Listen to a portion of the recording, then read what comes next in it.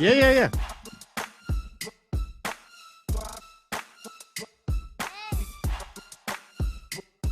Welcome in another edition of the Saturday version of the NBA Deeper Dive. We are inching closer to the end of the regular season. And not only do we have Club Rinpack in the house tonight, but we have 3 games. So if there was ever an opportunity to go as deep as humanly possible, tonight is the night with 3 games on this slate. There's some interesting angles, of course, and there's always an opportunity to make money out there. So we appreciate you hanging with us. Mike Awesemo is producing. Hit the thumbs up button. We'll tell you all about what's going on throughout, both on our site and with Prize Picks moving forward. But lights, are they on or are they just, oh, okay, there we go. Just want to make sure. I see you got the Michigan hat. Are you trolling me because Nova's about to tip off in 30 minutes? What's going on here? No, I just felt like we're in the Michigan hat today. It's a eventful Final Four weekend, probably the most eventful Final Four matchup ever, question mark, maybe, with Duke UNC. People are just going to forget about the national championship game on Monday after this. They're going to be just so hungover from what happens between Duke UNC. And then there's another great game in Villanova, Kansas, where it's just going under the spotlight is just like not there. But we'll see how Villanova does. It's going to be on the backs of Gillespie. He needs to keep him in the game, win him the game, is my opinion. But you probably follow Nova much more closely than I do. And Jay Wright's a hell of a coach, and so Bill Self, I don't know how he does it in March Madness, but Jay Wright knows what he's doing. He does. But, to run and look, this is the case if it's an NBA game, if it's college game, if it's down to a Y rec league game, right, where you're paying for refs and shirts. But if you're down to 5 guys or like 5 1/4 guys, where it's like 2 kids are making up a quarter's worth of a starter. I mean, I heard, and this is off the record, of course, but I heard Wright just wants to play 5 guys and that's it, and burn them into the ground and hope, you just flip a coin in the national championship game if you can get there. But yeah, man, it's we'll see what happens. By all means, I'm not expecting a lot. I don't know if Mike is. I'll go by his face gestures there. No, I don't think anybody in Philly's expected anything. No miracles here. All right. What's the line in that game? It dipped to 4. It was at 4.5. It dipped to 4. Nova was catching so much money. Even the public was just, I think initially the books got it right by opening up at 4.5 because it was such a bettable number. And it just gave people this idea that, oh, no, maybe they know something we don't about Nova playing 5 kids, etc. I don't know. I got on Kansas 4.5. I'm fine with that. I love Nova under 64.5 team total as well. So those are the 2 that I throw out before we open up our deeper dive here.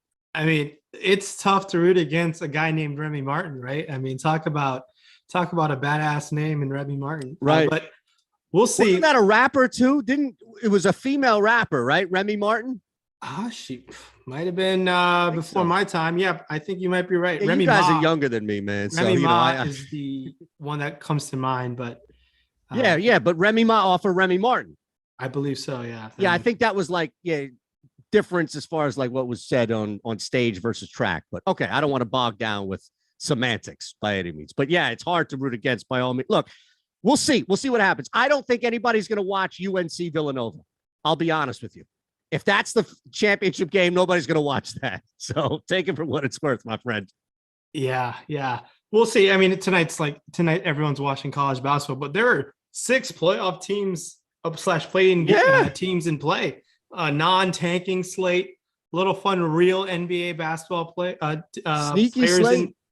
No real G leaguers in action tonight, barring any news. We get this is what the playoffs are going to look like in like a couple of weeks. So this is we're getting a little test run before we get some playoff NBA DFS tonight is what I'm expecting. All right, so let's look at the slate in its entirety. We'll run through these 3 games. We have plenty of time. If you have questions, we already have 2 super chats up there we're going to get to right away. So we appreciate everybody hanging with us by all means. You know what to do. Hit the thumbs up button. Remind people when they come in to hit the thumbs up button. That really helps us, and subscribe if you haven't already. So let's look at a couple of these here. And every day, right? Every week, Mike, it's the same thing where we open up a show and somebody is super chatting. Somebody is paying money to thank Rinpack, of course. Freddie is the first one to start off. Nice little 3rd place win, 1750 on the early slate on FanDuel, starting this Saturday off strong. Let's go, fellas. Much love. And shout out my main man, Rinpack. Appreciate the love. Appreciate the super chat. Congrats on that dub to start off that Saturday, right? That's a nice little piece of dough to carry you throughout that Saturday. And let's multiply that tonight is what I'm saying. Yep. Keep firing, right? Absolutely. The Daily Sam, how often is there a single winner main 3-game slate? It really depends on how the heavily owned players do. I mean, I couldn't tell you off the top of my head. It's not like a showdown or anything, but I think thinking about like what players, if the heavily owned players fail, you'll most likely see a single winner. If a lot of the heavily owned guys perform really well, you'll most likely see a tie up top. Okay. So Lindquist in the chat is fighting back on the nobody's going to watch Nova UNC thing because of that Nova UNC game that happened a couple of years ago. So I want to just clarify real quick. This is fresh off of Duke, like the deflation of Coach K getting knocked out. And as much as people want to hate watch him losing, there's still this. And look, Villanova's not as sexy as Kansas, especially not losing at a championship game as Kansas. So I just wanted to, here's Lindquist trying to insert that little wedge in the conversation. So I just wanted to address that real quick because it'd be sticking on the back of my mind the whole show. I mean, Lindquist is a diehard Duke fan, and he named his dog after the school too. So he loves Duke. He's probably rooting for Duke everything. He might even dye his hair blue if Duke wins. So who knows? Wait, did he name the dog after Duke, or was it named after Cherokee Parks? I'm pretty sure it's named after Duke. He might need to clarify tomorrow or something. I love it. All right, brother. So I'm sorry. Go ahead. No. So overall, you mentioned that the beauty of tonight is that there is implications abound, or are technically, right? Implications abound here. And each team has something in front of them where it's not just like, all right, you can cruise through this, or a team that's tanking right away. You can look at Brooklyn, Atlanta. So when you have a shorter slate, what's the strategy like? And this is clearly different than even the 2-game slate outside of the showdown, of course, as well, where it starts to add that third game. So now you have 6 teams. There's that extra little element where you can begin to gain small leverage, if you can, over the field with some ownership differentials. So what are you looking at on a smaller slate? And then specifically tonight, how much is like injury or any type of news bearing down on what you're doing? The only real news we are currently waiting on, in my opinion, that's the most relevant, is probably Trae Young. And then I believe Seth Curry's also remains questionable. So some backcourt minutes up there. The Utah Golden State game just seems crisp clear. It seems pretty straightforward what's going to happen.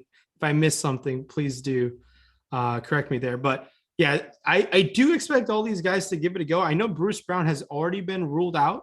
Yep. So there are some minutes that will open up as Steve Nash flips a coin to see who gets minutes for this Nets team.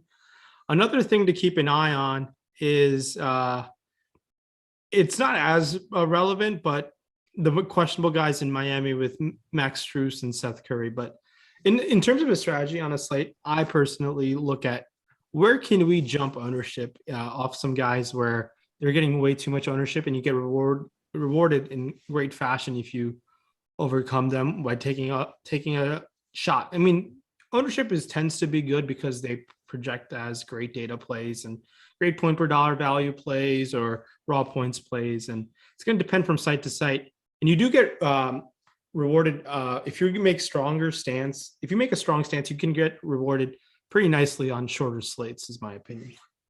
Okay, so let's dive into it. And again, we've got plenty of time to kind of bounce around here, so we're not going to scrape the bottom by any means. If there's a guy who's expected to get like 5 minutes and you can get a 3 or 2 off the bench there, if there isn't anything, we can move and kind of go back, especially if we do get anything of note that you laid out, which probably won't come down in the next hour or so, but we never know as far as where we are here, especially guys playing through like probable that are still listed on the Q tag. So let's look at the Nets Hawks game. And I'm really excited for this game, right? Because there's so much out here, and there should be at least the star power build, especially with the expectation of Durant and Irving kind of fueling this, willing, if you will, this Nets team into the play-in and continuing, to grow in this play-in scenario.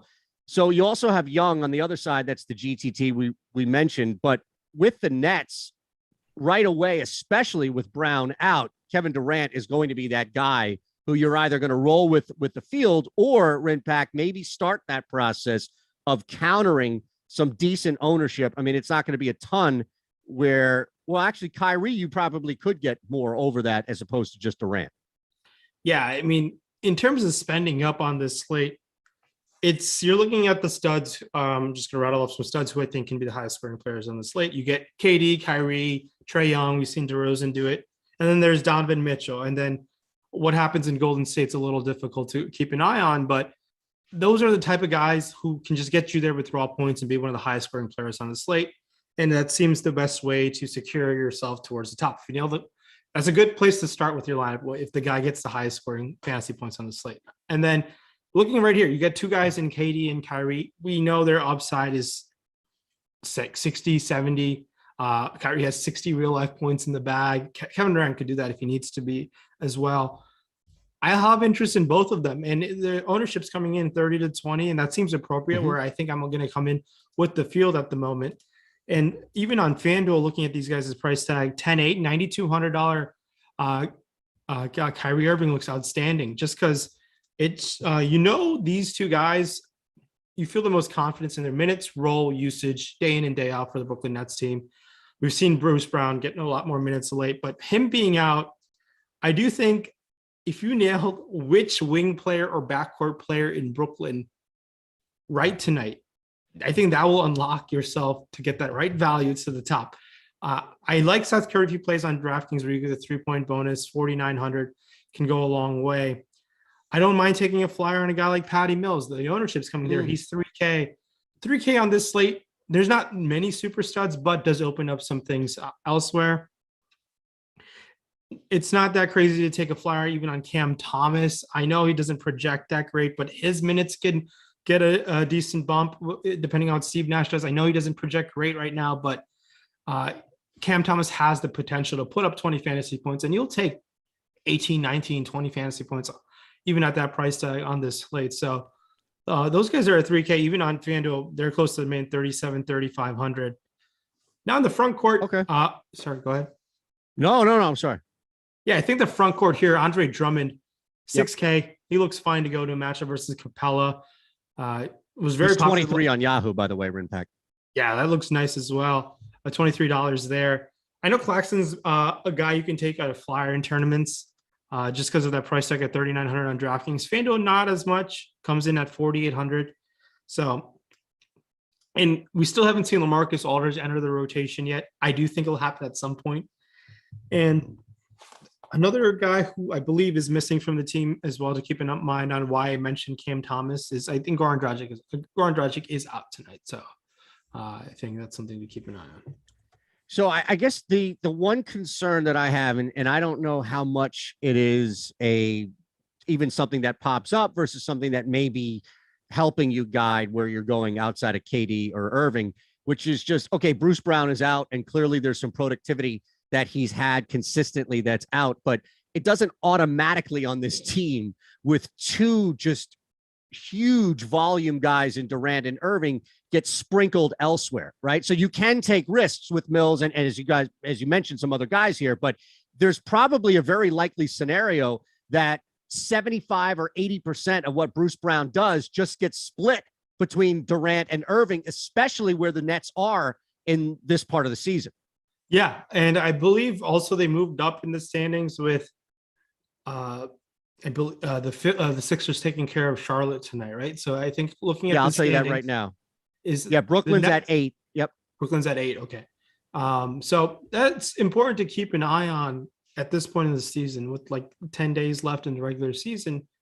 Teams are playing for positioning of some sort. Yep. And ideally, I think the Brooklyn would like to be the 7 seed.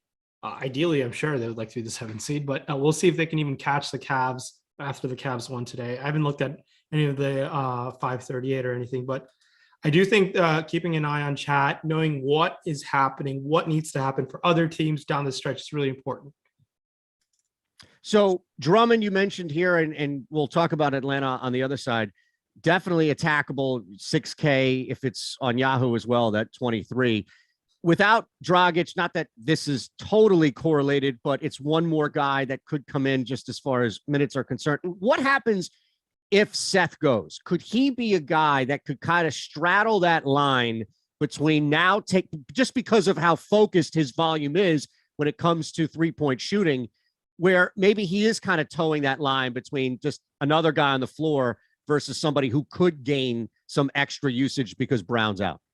Yeah, I like Seth Curry on DraftKings 3-point bonus. I don't mind it. He's sub 5K, 4,900. Over there on FanDuel, he comes in at a very favorable 4,400. So I don't mind Seth Curry whatsoever on this slate. So okay, keep an eye on that news. If he is out, that's a big bump for Mills, Cam Thomas, and we might see them go a little big, and we might get extra minutes trickle down to James Johnson. So it can change a lot if Seth Curry is out. So that's pretty important news. Obviously, dealing with that ankle injury that he suffered a couple of weeks ago, it seems to be lingering. Yeah, and it's crazy too because he's playing through it, right? I mean, he's got a couple of games of 2 straight. He banks 4 threes last game. So I'm not downplaying it by any means, but yeah, it seems like he's been playing through it. So on the flip side, this is all about Trae Young really right now, right? Just kind of waiting. And so no secret here from the DFS standpoint, but the difference, of course, is that I really locked in ahead of time when he was still on. I couldn't believe that they had Herder props up there when Trae Young was so questionable earlier in the day. But I imagine that becomes, he and Capella become options that you want to, let's just look at it, right? Like if Young is out, now you're looking at Herder and Capella, I think, more so than anybody else, or is there somebody else that Trae Young has been upgraded to probable last I checked? Oh, okay. Sorry. Yeah. I thought I still had him as game time. I apologize. Maybe. Yeah. It could have changed. Don't go by me. I'm sure the news god is lurking somewhere and has the answer. We'll get to Andrew's super chat in just a sec. Sorry.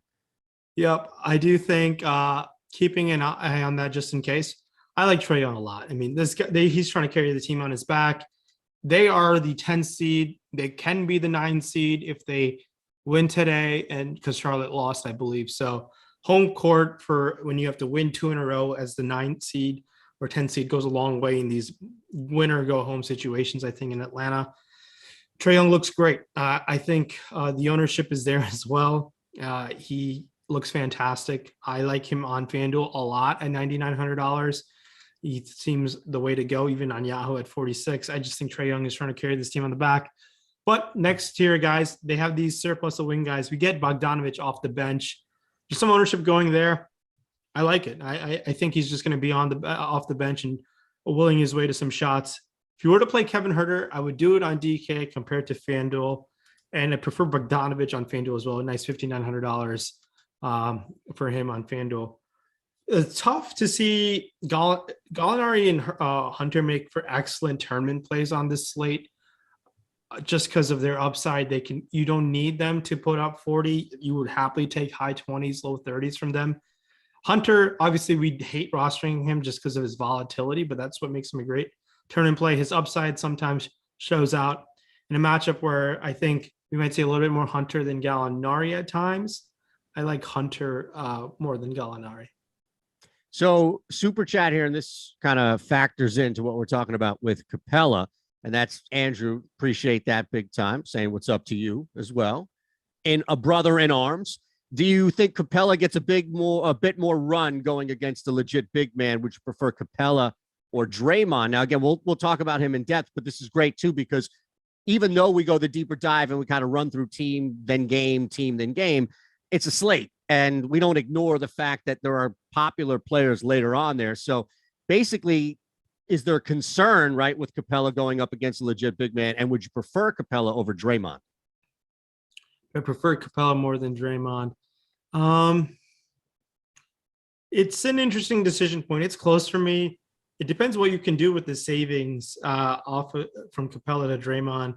On DraftKings, there's a big difference, $900. But in terms of just raw points, I'm still going to have to prefer Capella a little bit. We saw Capella play outstanding in limited minutes last time due to blowout. He got there in 20-23 minutes. Don't expect Capella to play mid-30s minutes. It would shock me. But if Capella to play high 20s, I still like him. I mean, I think it's not that I think the approach Nate McMillan has done is given more minutes to Okongwu just because of how well Okongwu's been playing this season. So Yep. I don't expect Capella's minutes necessary to get any type of bump, barring any Okongwu serious foul trouble. Even then, or Okongwu injury is probably the most likely way for me to see Capella get more minutes.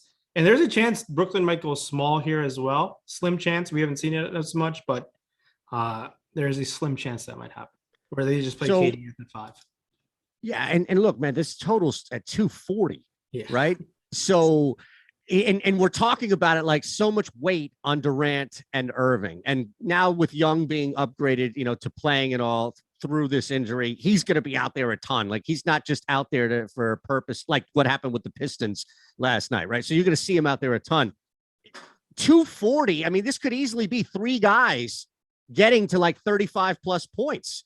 40 points and just doing the majority of the work. Not to say that Herter or anybody on Brooklyn couldn't factor in, but there's a very likely scenario again, Rinpack, where it's 3 guys doing like 60% of the work tonight.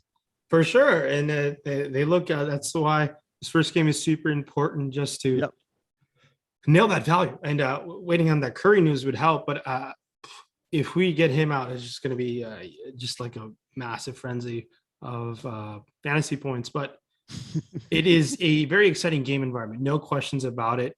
Atlanta's playing for a lot. Brooklyn's also playing for a lot. So that's something to definitely keep an eye on.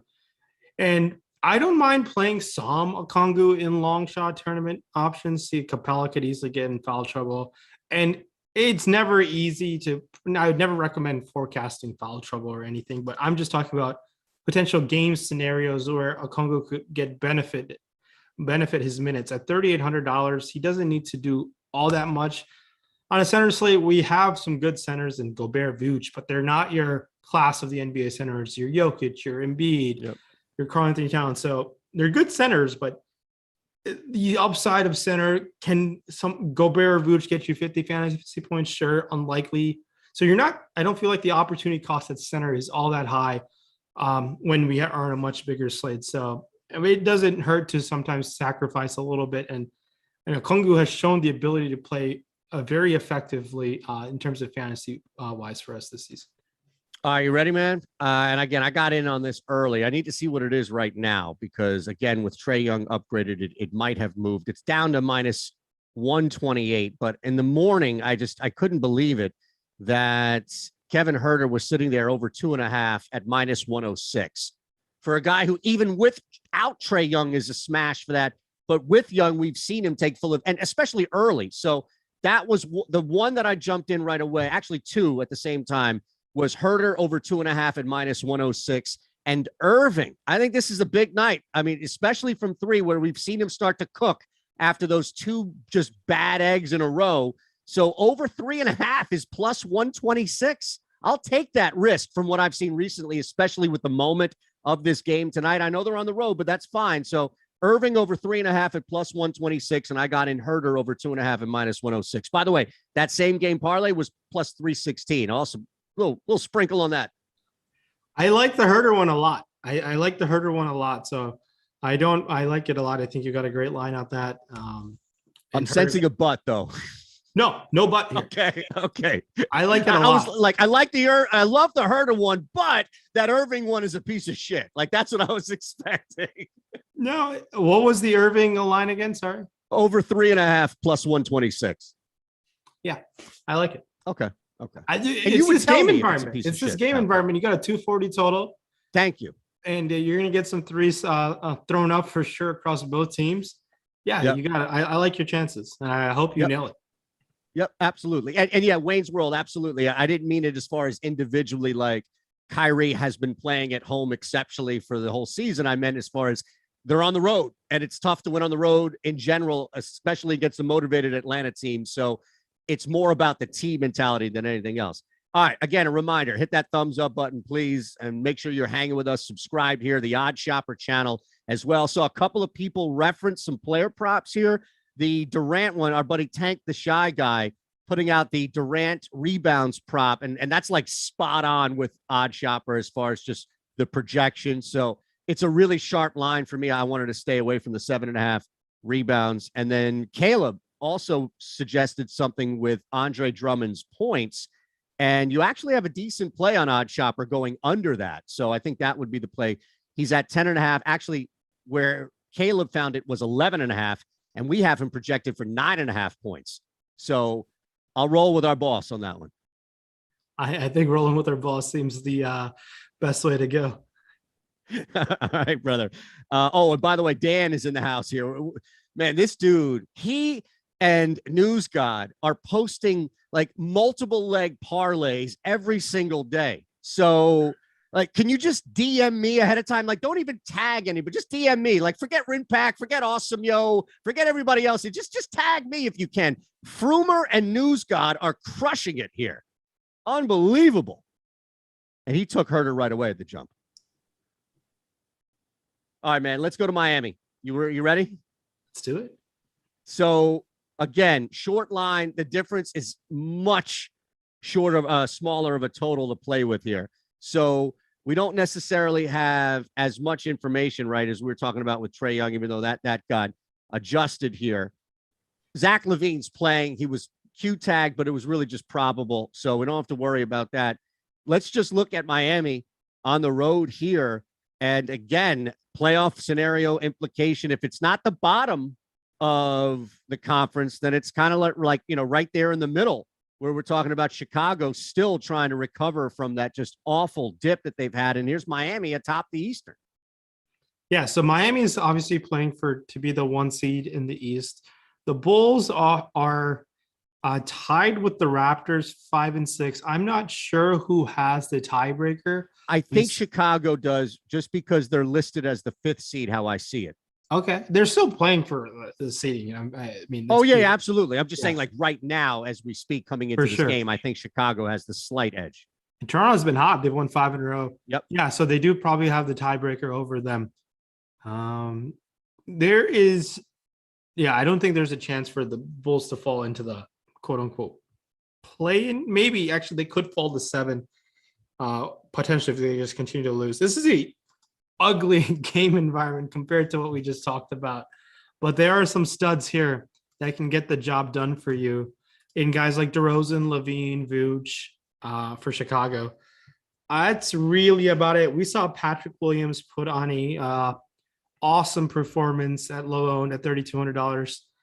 Shout out to Bro. I know he's a listener of the Awesemo show. He took down first place with Pat Williams. Wow. Patrick Williams went for 30 plus fantasy points at very low on ownership. But I don't know if Patrick Williams' minutes are for real this time around, and he might have some elevated ownership just because of recency bias, people looking at box scores. And that reason alone, I'm not as confident in what those minutes are going to look like for guys outside of DeRozan, Vooch, and LaVine.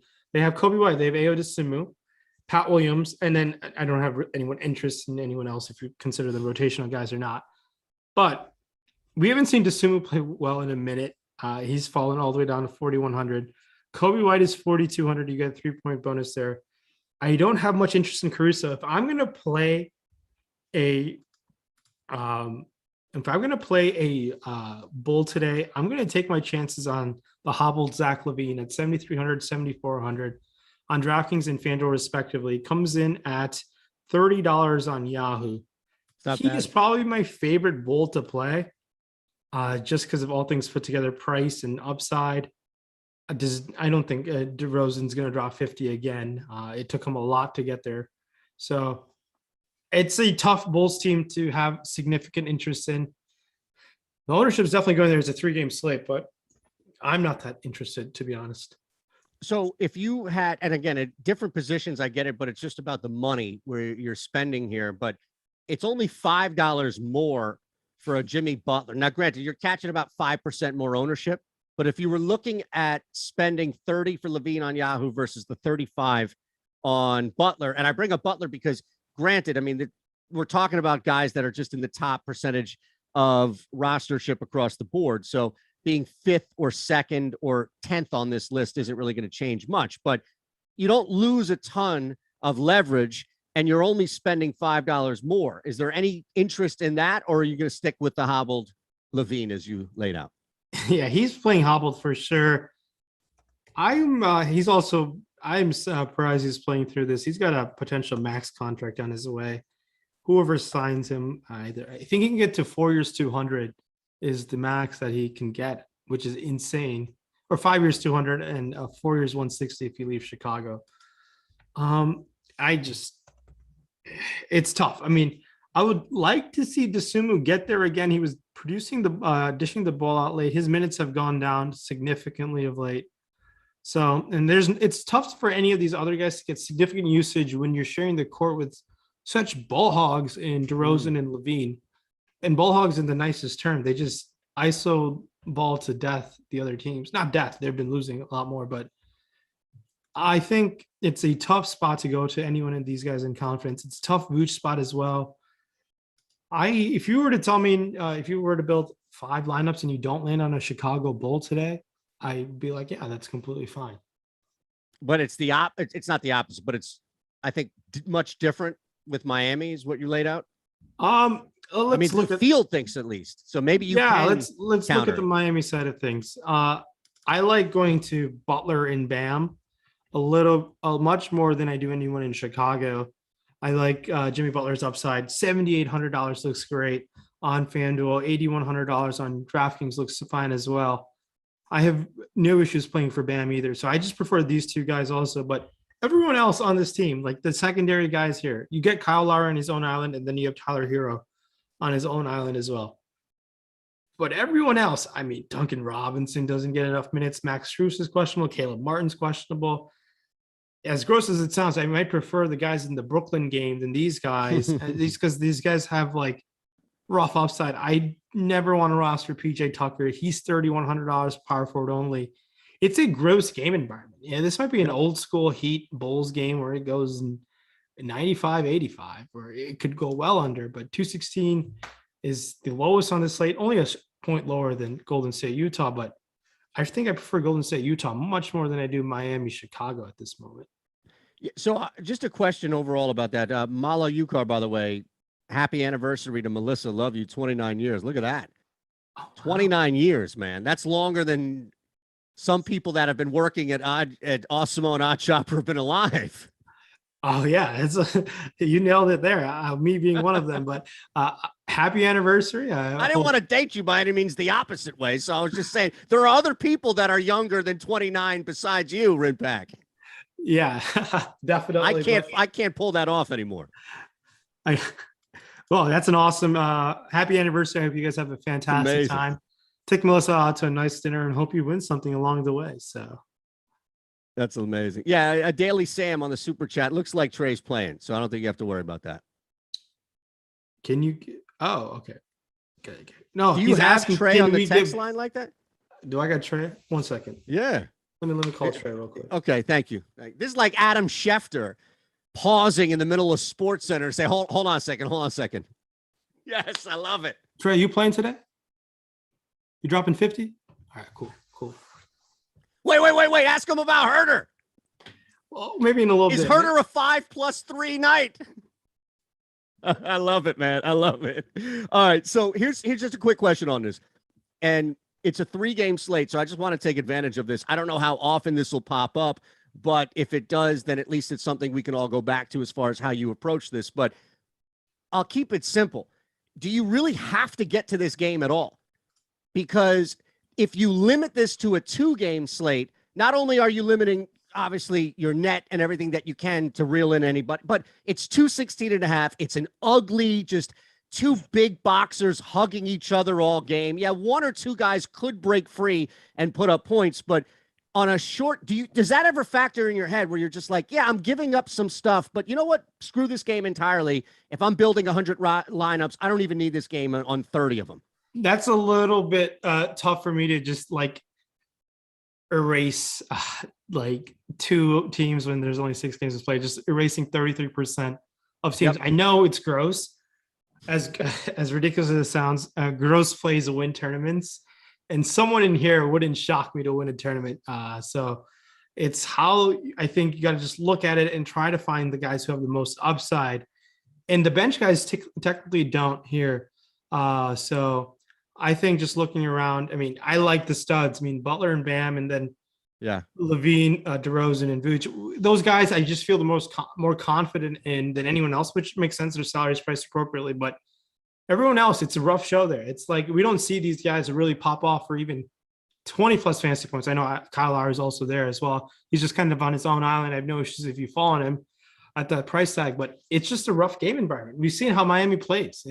They just slow things down to a stall, and this game is in Chicago, so not in Miami, so we don't have to worry about and no one making the lunch trip to 11. So, oh, I love it. Okay, no, I look, it makes sense. I just wanted to bring it up just to kind of get your thoughts on that, but we'll move on. The Jazz Warriors game, by all means, is going to have a lot more interest, even though there's only 1 point more on the total, more star power that we can attack by any means here. Again, hit that thumbs up button. See, EMAC has popped in the chat here as well. Every like that you give us, every thumbs up that you hit there is equivalent to $1 towards EMAC's 2024 campaign. I don't know if that's been released. I don't know if I'm supposed to say that yet. I didn't get the Slack notification if it's live, but this thing is legit. So you keep pumping those thumbs ups, and we'll keep donating $1 to EMAC's 2024 campaign. You already get the shirt and everything else. We just want to make sure that there's some money behind it as well. That's all. So this isn't a hollow campaign. Yeah, hit that like button. Hit that like button. There we go. Sure. There we go. Julio on the super chat. Do you usually limit the amount of players used per games with low totals or team implied totals? If you do, what's the general rule of thumb? No, I don't do that because it's NBA DFS in April. We might get someone be like, hey, I'm taking the night off, and you're going to really handicap yourself doing so. So I technically don't do that, especially on a shorter slate. And I don't think it's all that necessary. But in terms of if you have, it's okay to do that, but know that I think you might potentially be risking yourself a little bit. I just I use a Fantasy Cruncher as an optimizer. And if you use any other optimizer, you can definitely do those settings more times than not. But I don't think it's all that necessary. I just want to give myself enough flexibility to quote unquote late swap just in case. Yep. I know we're not waiting on much news, but you just never know. Jimmy Butler, just like my roll up to the arena, is like, I had a great dinner at my old hometown. I don't want to play tonight. It is what it is. So I just I always try to tell people to expect the unexpected, especially in all sorts of CFS. I mean, it's sometimes just like the best thing to just attack your lineups that way as well.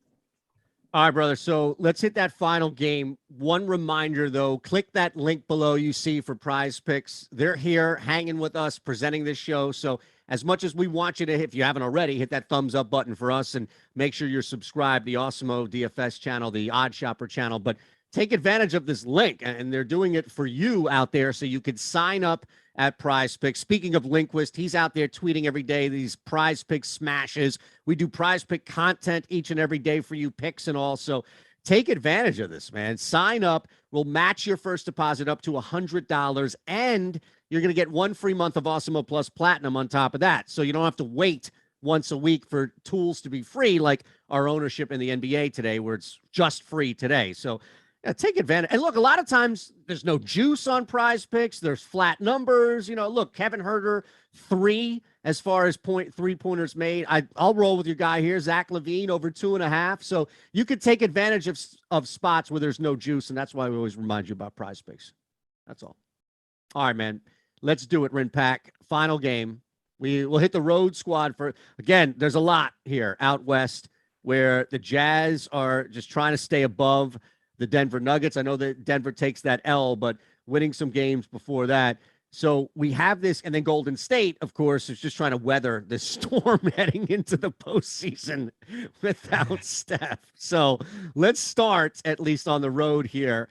And if it's just trying to attack any type of value or leverage, you know, Donovan Mitchell is the second highest projected owned guy that we have on DK at 8,400. So maybe we should start there to see how you are towards the field. Gobert's also popping in about 10% low at 24. So those top 2 guys at the very least are catching the most as expected, but where are you compared to the field? All right. So first things first, I want to look at the Western standings right now. As ridiculous as it sounds, the Warriors can fall all the way to 6 if they continue to lose. There's a chance they could fall all the way to 6. They're at 3 right now. The Jazz are in 5th. They are a game and a half behind the Mavs for the 4th seed. So, and they're only a half a game up on the Nuggets for the 6th seed. So it seems like they're kind of like going to be either the 4, 5, or 6 seed. That seems most likely. I want to say there's a slim chance they could get hot and be the 3.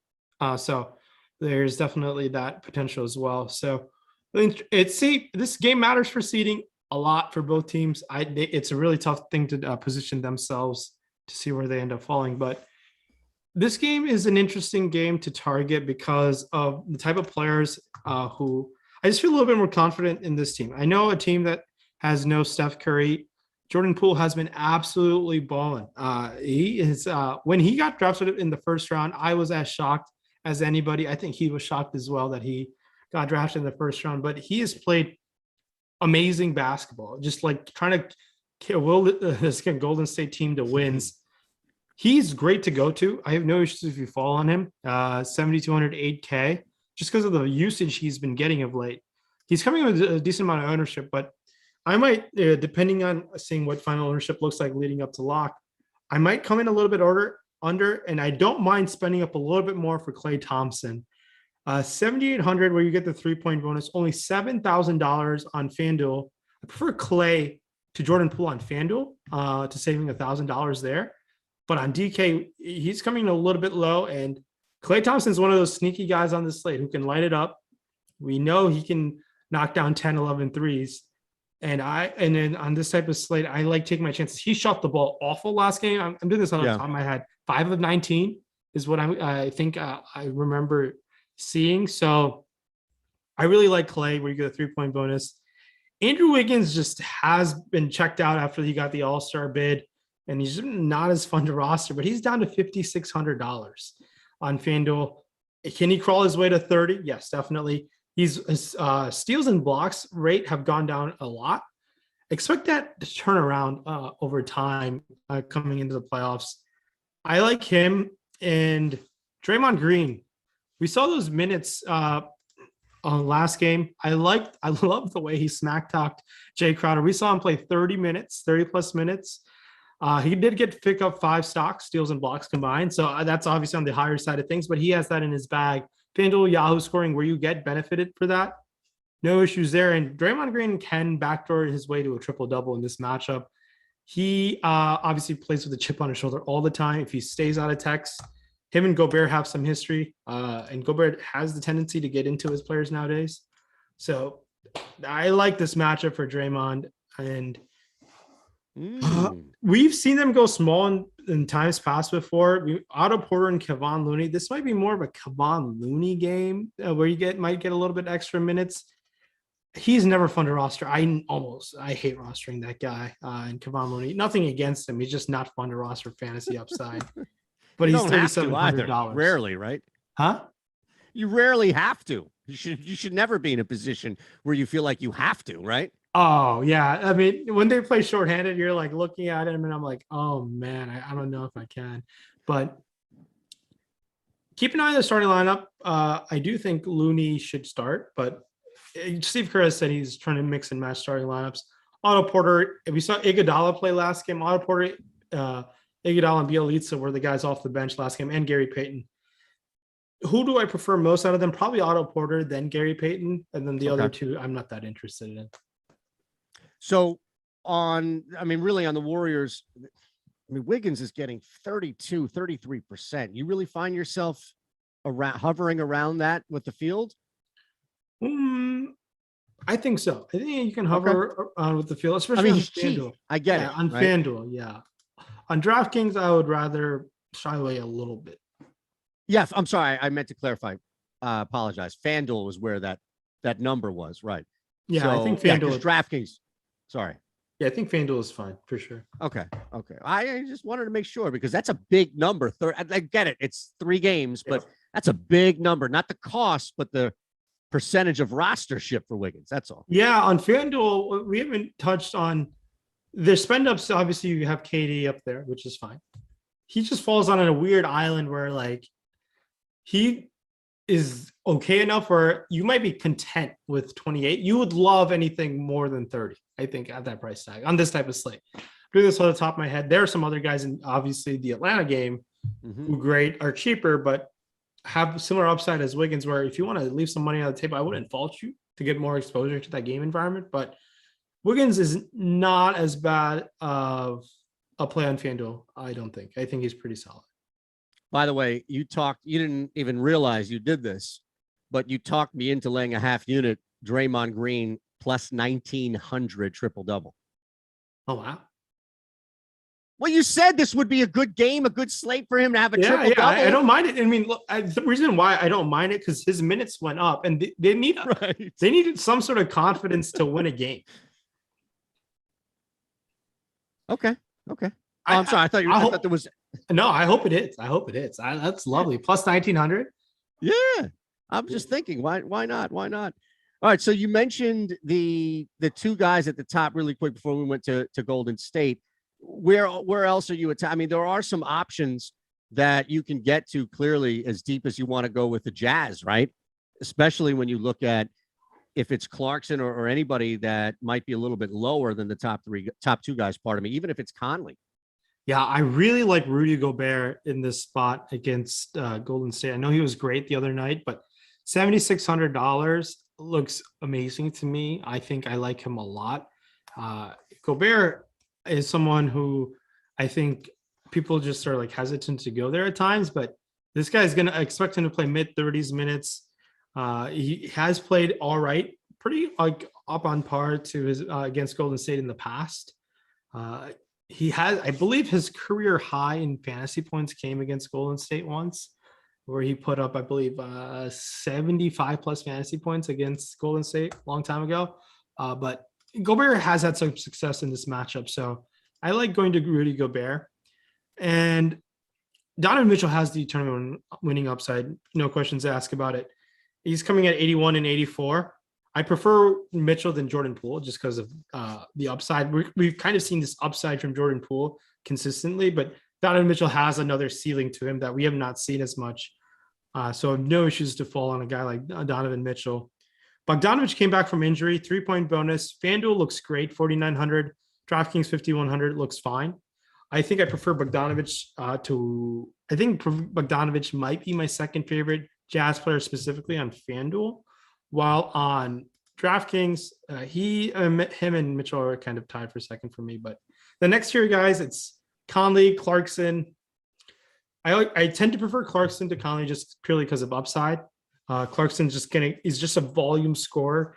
Conley has been playing more minutes of late, so that's fine to go to. But I just like Clarkson's upside of just getting like 30 potential 25 real life fantasy points and doing some damage elsewhere. Like, for example, the other day, Conley went 7 of 9 from the field, but only had 23 fantasy points. So like Conley, you're looking just for like a last guy in, like if you fall on him in your point guard spot, that's completely fine. But it's not an exciting play of anything. All right. I was looking around trying to build something here as we were doing it because I knew this game would present some difficulties. So I wanted to do it live with you as opposed to coming with anything ahead of time. And I think the only thing I can really do tonight is go over 2.5 threes for Mike Conley at plus 130, because I do like that number, especially since he's been shooting well as of recent. Although, wow, that just dropped to 126. And also, I'll put a unit on that, and then I'll put a unit on a same game parlay where I go Conley over 2.5, and I add Jordan Clarkson over 1.5.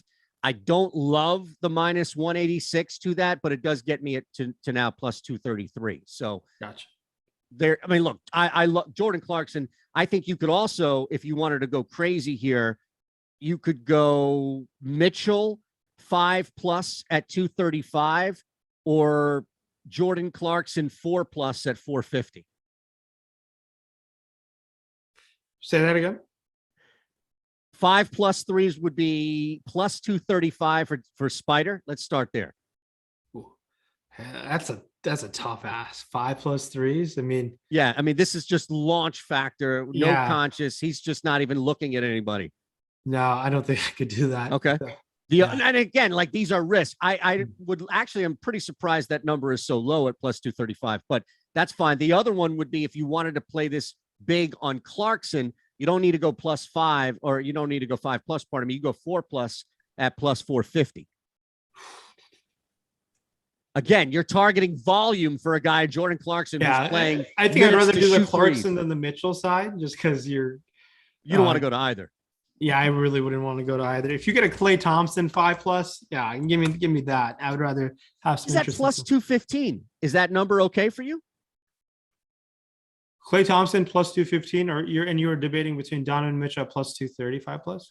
I'll give you the Klay side. Give me the Klay side. I love that subtle shot, man. I love it. Okay, I deserve it. All right, Klay Thompson plus 215. Rinpack, we're locked in there. By the way, that same game parlay, Clarkson over 1.5, Conley over 2.5, Klay Thompson 5+ is plus 927. That hits, we'll split it. All right. Sounds like a plan to me. All right, man. So let's wind down here again. Hit that thumbs up, by the way. Ooh, I know what's going on right now, and I don't want to say anything because things are looking good for Kansas. Things are looking good for the under team total for Nova. I don't care if they lose. My tickets have them losing. All right. So I always say, I do a betting show in Philly, right? For iHeart. I'm like, I'm not a Philly fan when I'm talking about this. If I'm fading a team that's from my city, I want them to lose when it comes to a betting standard or betting standpoint. Same thing in DFS. If I got a bunch of Cowboys out there playing the Eagles, I want the Cowboys to kick the shit out of Philadelphia. It's all about money, man. All about money. It is. I mean, it can't go broke making a profit. So definitely I just looked at the score. Yeah. I mean, Kansas off to a hot start. Yes, sir. All right. Couple of quick questions here on the chat. Rudy Gay or Royce O'Neal, if you have one spot left. I'm done betting Royce O'Neal 3 props, but that's not the question. So a site would be nice, but let's look at both sites. So O'Neal comes in at 4,200 and he comes in at $3,700 on FanDuel. I'm going to go with O'Neal just because of the opportunity of playing 10+ more minutes. And when you're playing 10+ more minutes on a basketball court, I just like my chances with O'Neal just to outscore him. A lot of things can happen in 10 minutes of play. So putting you on the spot here, Kevin's chat question, but we did mention a couple of guys. It doesn't have to be specifically 3K, but was there in these 3 games, 6 teams that we talked about, was there 1 or 2 really low cost options, pay down punt options that stand out? Again, we have so many stars that you can work with in each one of these games. We didn't really have to scrape so much at the bottom. And I could keep filibustering, by the way, to buy you some time if you want to look at anything here. But it's basically just looking at an option or 2. Didn't even have to be like $10 or so on Yahoo, but just somebody that was super low cost that you love, that you think we could get to and really be productive at the end of the night. And there may not be on the slate, right? Yeah, I'm taking a look. Based on our data right now, it likes guys like Tucker and Patty Mills. I think I would prefer Patty more than PJ Tucker. But look, PJ Tucker is 3,100. He could play up to 30 minutes and he could crawl his way to 18 fantasy points. And maybe that's enough on this slate. It sounds gross, but it is the type of play PJ Tucker is. I don't mind taking some flyers on other guys who are kind of cheap. Like we touched on Cam Thomas, Onyeka Okongwu, Nick Claxton. These guys seem like options to go to as well, but it might not be all that necessary to find someone sub 4K on this 3-game slate because the mid tier is pretty solid. Guys in Atlanta look good. Guys in Brooklyn have some mid tier talent. Even the Utah guys, very nice mid tier options where the upside is pretty solid. So it might be not necessary to go full on stars and scrubs. I know our like psychological aspect is to get in the studs and let me nail the scrubs, but it might not be the best approach on this slate heading into it. But stars and scrubs are awesome for ceiling purposes, but maybe on the slate, just getting that nice foundation across the board might be the best way to nail that upside. RC on the super chat. Is it okay to get away from KD in the single entry DK? Is it okay to get away from Kevin Durant on a single entry DK? Yeah, it's completely fine, but yeah, you just know if Kevin Durant just puts on a performance, if you're not playing Kevin Durant, I hope you have one of Trae Young or Kyrie Irving. that in that game. But like you got to see who else is also in that lineup would help. It's a 3-game slate, so you'd like your chances with Kevin Durant helping you get there, but I have no issues if you want to fade Kevin Durant tonight. I mean, he's expensive, and you can definitely just have a balanced build approach. And if you just like, hey, that guy can give me 40 across the board, you're going to like your chances. So another one there, Andrew, 3,100 left on DK, Mills or Tucker? Who are you rolling with? It's going to be Patty Mills. It's going to be Patty Mills. Yeah. Well, at least you have some. I'm just going to shoot that game environment. Yeah. Yeah. We want to stay away from the other game, didn't we? Yeah. More so, at least. That's all. Yeah, and I think if you are, to your point, I mean, I love Kyrie from the prop standpoint. So I think in this case, if I'm playing him to have a big night on overs, it would correlate to having a big one as well. I did want to hit you with this real quick, my friend, before we get out of here in a couple of minutes. And again, a reminder, if you're hanging with us over a K here, please, a couple of great Samaritans, long timers here in the chat, reminding you to do what I've been, and Rinpack and Mike and everybody here, just hit that thumbs up, really helps us out. It's really the easiest way you can help the channel is to hit the thumbs up button and subscribe. That's it. Like, you don't have to do anything else. Click the links below, of course, but that's the easiest thing. Kyle Lowry, over 2.5 threes at plus 120 makes way too much sense. He comes off a 6 of 12 night, 3 of 4 before that. Yeah, there was a 2 of 6 in there, but you look at the last 7 games, this man is on fire, or at least has the volume to have a bad night and go over the 2.5. Yeah, I think that's fine to go to. Yeah, that's fine. 2.5. Yeah, I think let's take a look. I think we have him projected at somewhere near there. It's probably going to be a little over that. I'll go check Odd Shopper myself as well, but I'm going to guess our projection is like 2.8 or 2.9. It might be a tad under, just because I'm just doing that off the top of my head. Maybe we have him at 2.55. So ooh, it's so sharp right there. You know what? Look, I'm going off volume. And the reason is, and this is where, for me, in my process, volume can differ a little bit, right?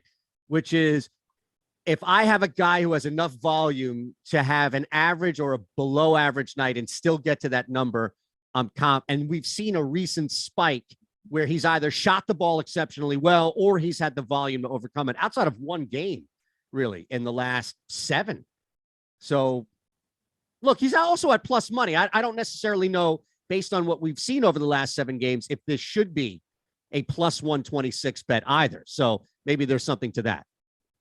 Yeah. So it's, I think it's just so like, it's like a coin flip at this point where if when the line is so sharp, I think I just stay away. But okay. Yeah. Look, we say that all the time. You don't have to place a bet. Yeah. I don't think it's all that necessary. I hope that 5 3,100, you're going to have to play Mills or Tucker. In this case, you don't have to bet that. All right. Yeah. God, Mills and Tucker just makes things so difficult. It's going to be a tough slate if people are going to have to make such decisions like that. But if you nail one of those are the decisions that help you win. But anything you want to get out at the end here? We got another minute or so before lock. Any final thoughts of a player that we missed? It's Greg and Matt LaMarca, of course, coming up in 90 seconds or so. Keep an eye on the news, but outside of that, this was a ton of fun, and I hope everyone has a great night. Awesome. At Rinpack, as you know, on Twitter, at Shander Show here for me. Thanks to Mike Awesemo producing. He's sticking around like you are, though. Don't go anywhere. Again, hit the thumbs up button, definitely for Rinpack if you haven't already. Club Rinpack in the house, and just say a prayer for Jay Wright if you can there as well. But look, I'm secretly just pleased that tickets look to be cashing in the right direction. Appreciate everybody hanging with us. We'll see you next week. Again, live before lock with Greg and Matt coming up right now.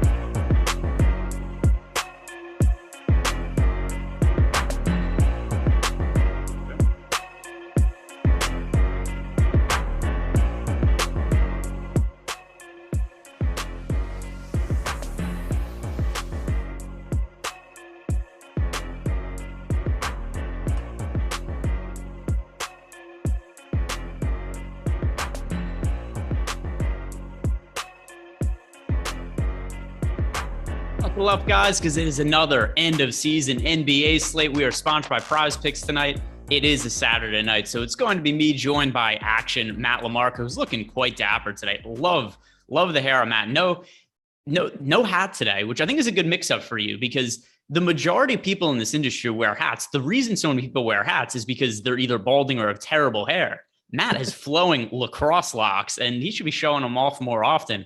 Matt, what's going on today?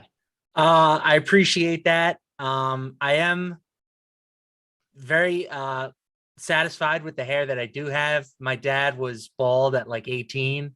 So I feel like every day that my hair is still on the top of my head, I'm winning the battle against genetics.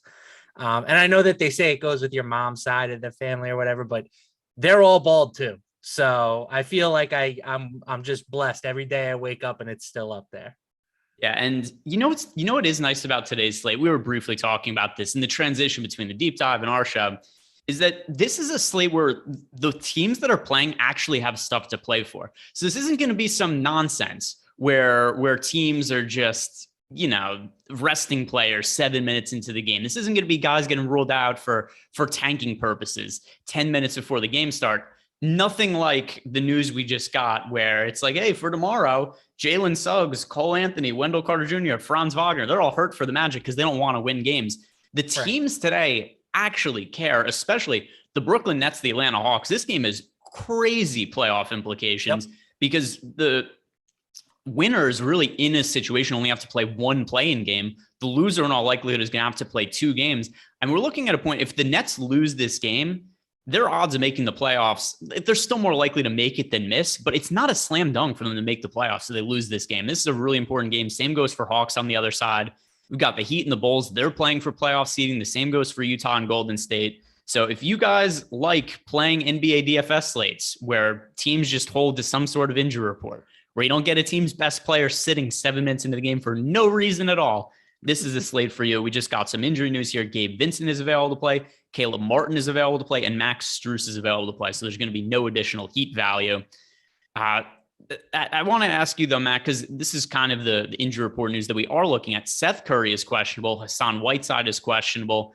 Those are really the only 2 key names. Are these players that you think are going to shape, if they end up getting ruled out, is it going to change the shape of your lineups in a big way? I think that there's potential for the Curry news too. You look at the Nets, they're already without Bruce Brown and Goran Dragic. So if you also remove Seth Curry from that equation, there's the potential for there to be some nice value with them. The Nets and the Hawks, clear top game on the slate from a fantasy perspective. The total is over 240 points. None of the other games or neither of the other games are even above 220. So if we're getting some, Patty Mills value with the Nets, maybe a little Cam Thomas value with the Nets, I do think that is something that could potentially alter the slate for me. Hassan Whiteside to a lesser extent, but, the fact that the Jazz would be without both of their, traditional backup center options could give Rudy Gobert a slight bump for me. Yep. I did the strategy show this morning with Adam. We're looking through some of the Rudy Gobert games. And if Whiteside plays, we're expecting somewhere in the neighborhood of 32 minutes from Rudy Gobert. But if Whiteside is out, he averages 35 minutes in those games. You might think like, hey, what does 3 minutes really matter? It matters a decent amount for somebody who averages, the amount of fantasy points he averages. You're talking about next year, like 4.5 fantasy points, which on a projection basis makes a really big deal, particularly at his DraftKings salary. Guys, do us a favor, also like the video, subscribe to the YouTube channel. If you guys have any questions, fire them in. I think we'll really be able to get to a lot of questions today, whatever it might be. If you guys want to talk about life, love, happiness, philosophy, we can hit on all those topics today because we've only got 3 games. We're going to be here for an hour and a half. We're going to be talking about our sponsor Prize Picks in the last 30 minutes. Also, the college basketball games are going on right now. Do you have any stake in those? Do you care who wins? No, not at all. Okay, good answer. Good answer. It would have, if I had live brackets, it would have mattered for me, but those are long dead. I was big on fading Gonzaga. I was big on Houston this year. Looked good for, a couple extra days. Ultimately, though, everything fell apart as it did for most people. So I have no real rooting interest here. I see Wayne's World in the chat. He's pulling for Duke. Let's see. What is the score of the game's gone on? Oh, just the thrilling game. We're halfway through the first half, and it is almost at the end of the first half, 33-18. So it looks like Kansas is just stomping Villanova. Deep question here from 1-2 in the YouTube chat. What is the meaning of life? Nothing. We're here to survive. We're here to continue the human race. We just survive. We reproduce, and then our time expires. But hopefully, the human race continues on. That's where I stand. Yeah, man. Totally. Let's start talking into what we do know about the slate right now. And once again, three games. I think that we're going to be able to hit on probably more players than we normally would. And starting with the guards as of now, how are you approaching this position from a spend up perspective? Because we do have some spendy guards on the slate. And I guess who we should compare is Trae Young and Kyrie Irving. Also, I'm going to point out I'm playing a little heavier on FanDuel and DraftKings today. Since it's only a 3-game slate, this is one of the rare days where I'm hosting a show and I'm able to play on both sites. But I am playing a little bit heavier on FanDuel today. But in terms of payops, how are you comparing Trae Young to Kyrie Irving at the guard spot? Yeah, similar players. Young has been the better per minute producer, especially over the last month. He's up to 1.48 DraftKings points per minute. Kyrie is closer to 1.3. But Kyrie is probably going to see more minutes in this contest. The Brooklyn Stars are routinely seeing 40 plus minutes when games are competitive. So I'll probably give a very slight lean to Kyrie Irving. I think that both players' median projections are pretty similar, but we know that Kyrie, when he goes off, he can he can go for 60 plus in his sleep. So, especially considering that I think Trae Young is going to check in with, pretty significantly higher ownership, I will take that discount. Yeah. So I have more exposure to Trae Young, and I'm going to explain why. So one thing with the Nets situation is also because of the implications of this game, they're tied in the standings. I think we're seeing massive minutes out of Trae Young, Kyrie Irving, Kevin Durant. I'm projecting all of them for around 40. I think it's a reasonable expectation. And I wouldn't be surprised if we see even more than that. Remember high leverage games last year, we saw Kevin Durant play as much as 48 minutes in playoff games that were really important. This game is that kind of significance. Don't be surprised if we see 40 minutes from Kyrie Irving, like 42 to 44 for Kevin Durant. That's well within the realm of possibility. But now, here's how I'm going to break this down. First of all, these are the 3 most popular plays, those spend-up options on FanDuel.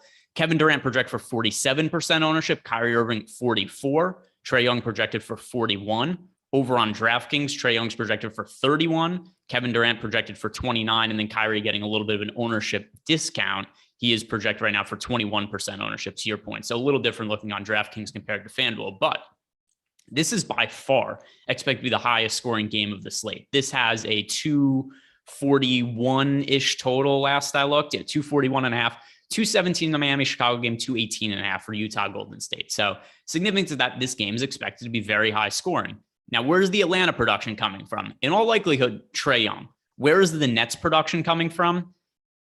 Kyrie Irving and Kevin Durant, but I wouldn't be surprised to see either of them have a ceiling game. Whereas if the Hawks are in this game, put up a lot of points, it has to come from Trae Young. I don't think there's a scenario where Danilo Gallinari puts up 40 fantasy points or anything like that. It has to be on the back of Trae Young. So just because he's responsible for so much more of the production from Atlanta, that's why I'm a little bit higher on him. I think all the spend-up options are good guys to get to, but Trae Young is the guy who right now I'm getting to the most. Does that logic follow with you? Yeah, it does make sense. And again, we have Trae Young grading out as a better play, even considering the slightly higher salary.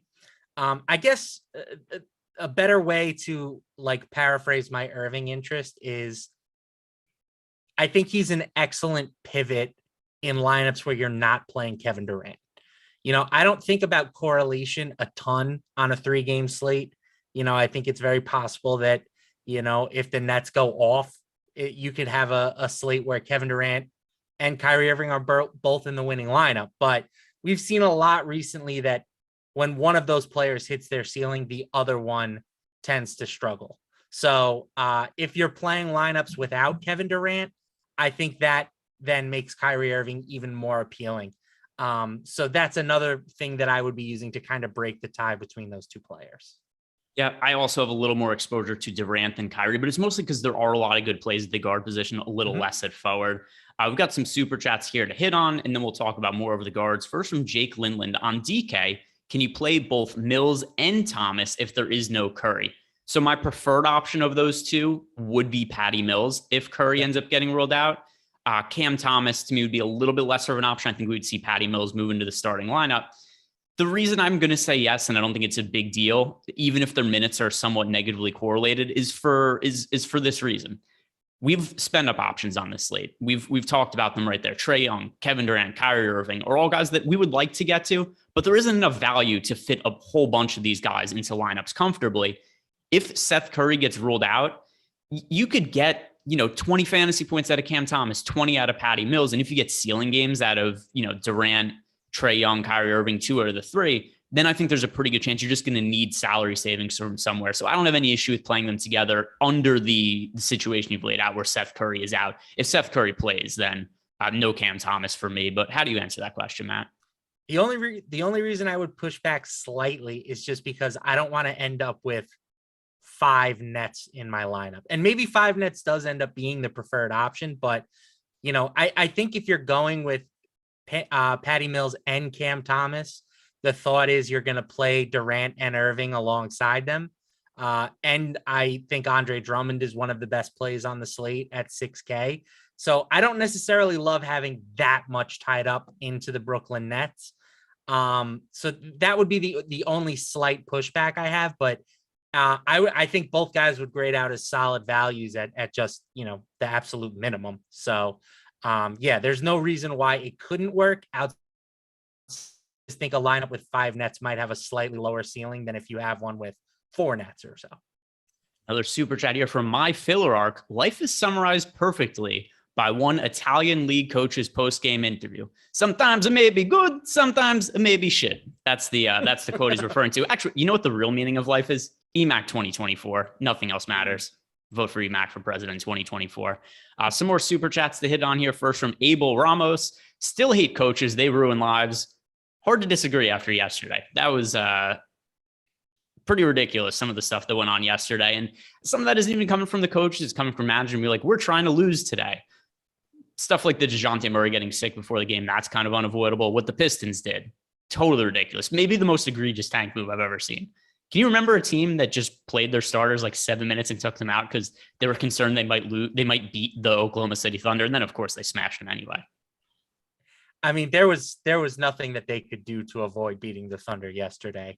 But that race for the third worst record in the league is heating up now. I think it's half a game separating the Pistons and the Thunder. So don't be surprised when Cade Cunningham is shut down for the rest of the year. And we're already seeing it. Their injury report's already out. So I'm not expecting any of those guys to go.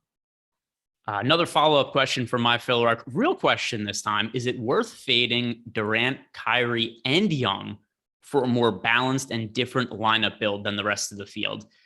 So for me, the answer is no.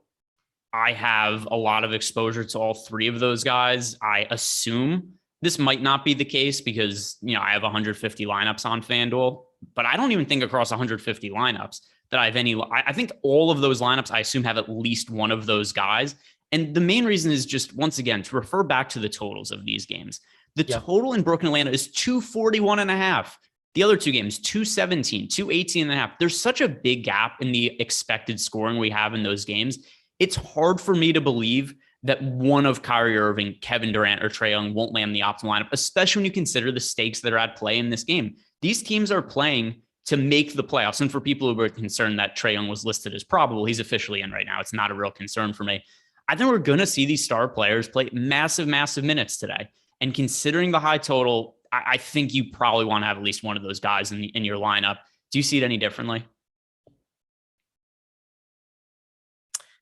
I think, yes, fading all 3 of them is extreme. There are some really nice plays in that 6 to 8K range. I mentioned Drummond is one of my favorite plays on the slate. We'll talk about Jordan Poole, I'm sure, in a little bit, who is grading out as our best play at 7,200. Gobert, I think, is strong at 76, but it's hard to take all of those guys without the ceiling potential, particularly of Durant. I think Durant is the guy that I'm most interested in that tier. But yeah, I think it's hard to go without all three of them. Yeah, we're on the same page there. I think you should have at least one of them in every lineup. And I think that if you're just outright fading them, that's way too risky for my liking, considering the totals. Another super chat here from Oliver Klosoff. I'll have to read that right. Oliver Klosoff, super chat. Matt, what is the trophy behind you? Matt, brag about your athletic accomplishments. That's my beach volleyball trophy right there. 3-year champs in a row. Yeah, intergalactic beach volleyball champion, Matt LaMarca. And then follow-up question, P.S. James Johnson. If James Johnson ends up starting, and this is also going to be influenced a little bit by what happens with Seth Curry, I could see the logic for him. As of right now, just a really low priority play. I only have James Johnson projected for 14 minutes. I don't think he's very likely to play a big role in this game. Obviously, the Nets do a lot of weird things with their starting lineup. Sometimes they switch stuff around. They start guys we aren't expecting. I'll feel differently if James Johnson does end up starting. Right now, I think I have let's see, how many lineups do I have with James Johnson? I have one James Johnson lineup. So low priority play for me. How are you approaching James Johnson? That's one more James Johnson lineup than I have.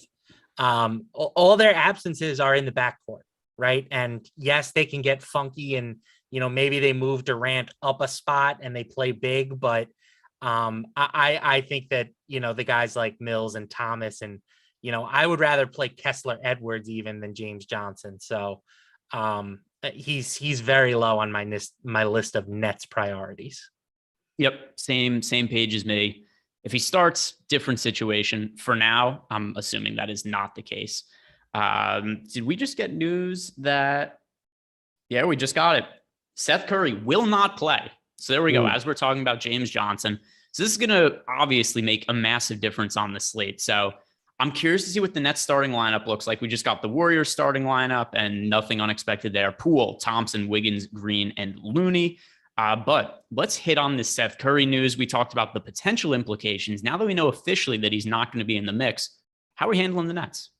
Yeah, I think now it becomes impossible to fade all three of the top guys. If it wasn't advised before, now it's pretty much impossible because Patty Mills at 3K becomes very hard to get away from, right? He hasn't been great recently. I get it. The per minute production is down, but we're still talking a 3K type player who is probably going to play 30 minutes for a team that is implied for over 120 points. So I think you have to get Patty Mills in there if you want to pair him with Cam Thomas or, Kessler Edwards, I guess, if you want to go real contrarian. That's possible now. I still don't know if that's a route that I'm going to be super heavy on, but it's becoming clear that it's going to be a stars and scrubs type of night, as it is on most nights. Yeah, and not to keep hammering home the same point that I brought up earlier, but the total in this game is so high. The ceiling is so high for Kyrie Irving, Kevin Durant, and Trae Young. But realistically, how many minutes do you think these three are playing today? Yeah, I think, especially now with no Curry, I think Durant is at least 40. Like you said, he might even get to 42. I initially had Kyrie Irving pegged for 39, but I may give him another minute or two now. Yeah, and I think once again, just because of the significance of this game, Andre Iguodala, he is going to play today. What is your expectation for the Nets starting lineup? Kyrie, Patty Mills, Cam Thomas, Durant, Drummond. Let me think about this. All right, so the Nets, what did they do the last time these teams played? Who was in? Who was out? What was the starting lineup? In general, I don't like to look at just what teams, what players' productions were against individual teams, but I think it could be telling who started in some of those games and what kind of lineup they went with. So let's look at that. The last time these teams played each other, December 10th. That was a while ago. They had James Harden. They didn't have Kyrie Irving. That's not going to tell us a whole bunch. They also had Bruce Brown that game. There's nothing I could pull from this. Throw it in the garbage. Yeah, I said I thought think it's really just what do they do with that the fifth spot, right? Drummond, you can write that in pen. Patty Mills in pen. Kyrie in pen. Durant in pen. So then is it Cam Thomas? Is it James Johnson? Maybe they go weird and they dust LaMarcus Aldridge's carcass off tonight. Like anything is possible. I still think Cam Thomas, he's the guy who has been, kind of counted on at times this year when the team has been shorthanded. He's the way I'm leaning at the moment. But, the good news is this is the first game on the slate. So we will have this information before lineup lock. My gut feeling is Kessler Edwards starts. They've given him some games in the starting lineup. That would make him not like a high priority value play, but it'd make him somebody worth getting to. That's going to be my guess. It could be a number of guys, though. It is not a confident guess at all. I'll put it that way. Yeah, I'm with you there. Now, James Johnson, does this change your opinion on him at all? He'd have to start. He'd have to start for me. Again, all the minutes that are available are in the backcourt.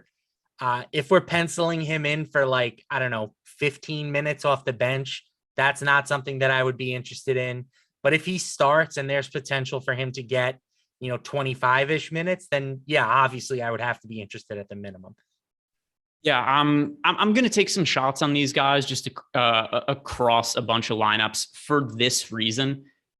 I want to pay up for the stars, and there isn't that much value to love. Like I don't want the slate to start and me be like, boy, my night is going to be made or broken by Patty Mills. It's not a situation I want to find myself in today. You know what it's like to feel hardship. You're drinking from a Mets water bottle. Oh, I know pain. Yeah. a team totally messed right now. The season hasn't started, and Jacob deGrom has a broken shoulder, and Max Scherzer We're right on track, baby.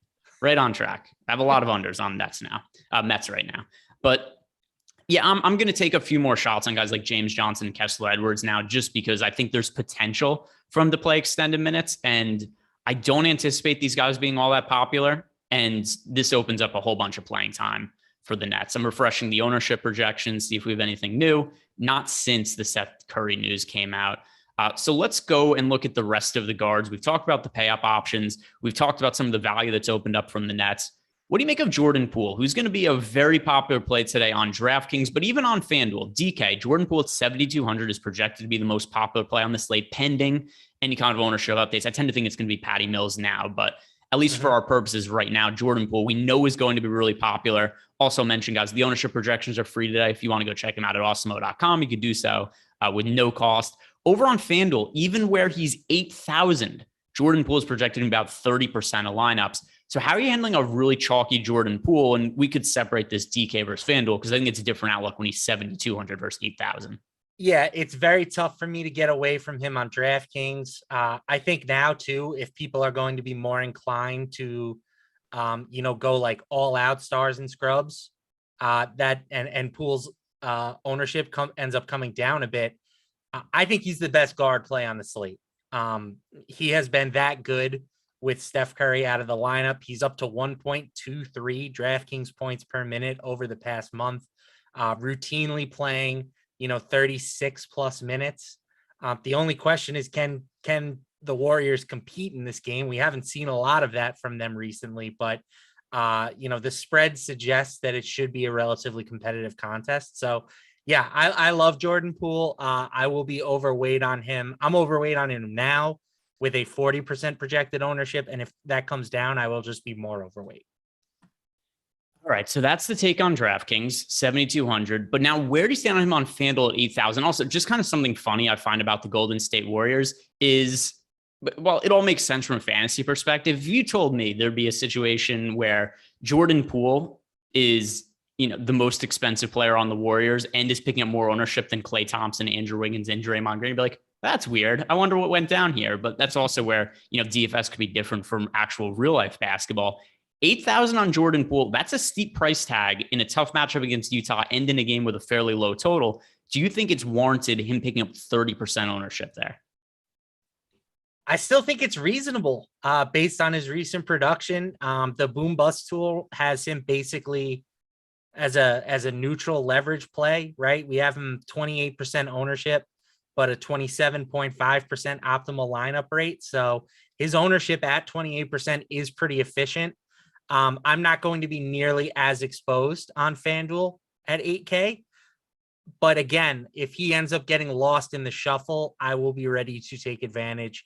I think he's that good. I think he's a really good player. He's got some, he's got a little bit of Steph Curry in his game. He's clearly not Steph Curry, but no one is. Yeah. I again love him. Will be overweight.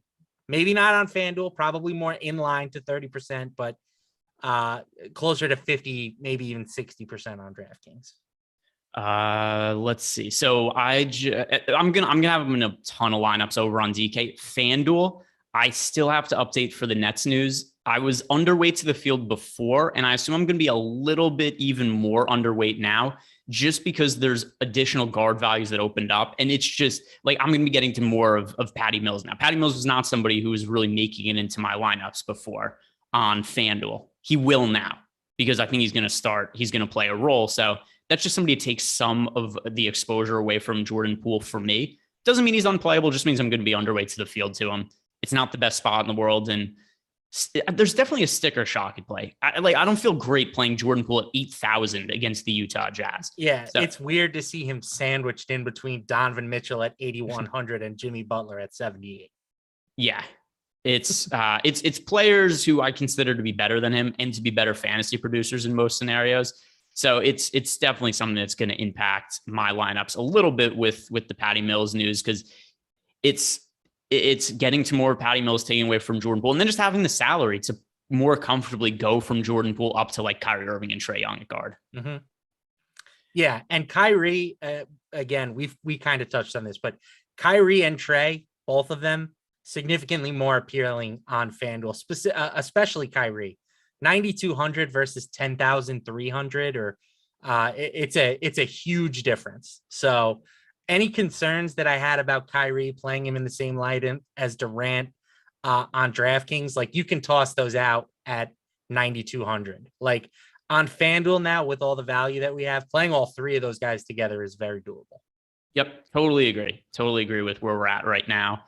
Still waiting on that starting lineup for the Nets. We have not gotten that in, but we did just get some news, which doesn't have a massive impact on the slate, but could have had some sort of impact for us had he been ruled out. But Hassan Whiteside will play. So with that in mind, I think it's reasonable to expect somewhere around 32 minutes from Rudy Gobert. I'd said at the top of the show when it came to Whiteside, if Whiteside was out, I would have been projecting Rudy Gobert for 35 minutes. 32 does make him look a little bit different as a player. Just opening up the guard conversation to the other guys we've not yet talked about. Who's a priority for you at guard that we've not yet hit on? I really like Zach LaVine on DraftKings in particular, 7,400. That is his cheapest price tag of the year by a pretty comfortable margin. I guess he was 7,500 once, but he's a player that routinely is priced at 8K plus. And he has taken a backseat to DeMar DeRozan for a lot of the year, but he played over 40 minutes in their last game. He's still a very efficient, high volume scorer. I think that this is a pretty nice buy low opportunity for him. And that's supported with the leverage scores. Again, this is all going to update once it's refreshed with the Curry news. But at the moment, LaVine has a leverage score of 7.2%, which is basically the top mark at the position. I'm pretty excited about this, Matt. Nets starting lineup has come out. Oh, baby. Kyrie Irving, Patty Mills, Kevin Durant, Andre Drummond, Kessler Edwards. Score one for the good guys. There you go, buddy. Do I get any extra points? Do my fantasy points score extra line? Do my fantasy points score better because I guessed the starting lineup correctly? No, but I feel pretty good about myself. Now that we have this information, Patty Mills officially starting, Kessler Edwards officially starting. How does this impact how you view Kessler Edwards? And then do you change your stance on Cam Thomas from before? Yeah, I will definitely have a bit less Cam Thomas. Again, I think the challenge now is to make sure that you don't have too much Nets exposure. It is a 3-game slate, so you can have a lot of Nets, but I still think that to win a tournament, you need to capture as many fantasy points possible from as many sources as possible. And if you're limiting yourself to, having all of the nets and just a sprinkling of the other teams, it does lower the overall upside of your ceiling of your lineup. So I will back down Cam DeHamas. I will boost up Kessler Edwards. And thankfully, it means that I really don't have to consider all that much of James Johnson. We have some more super chats to get on. Where'd they go? Here we go. All right. So first from Cheyenne DeWald, Greg, should we be drawn and quartered for using optimizers? A little joke from Twitter last night.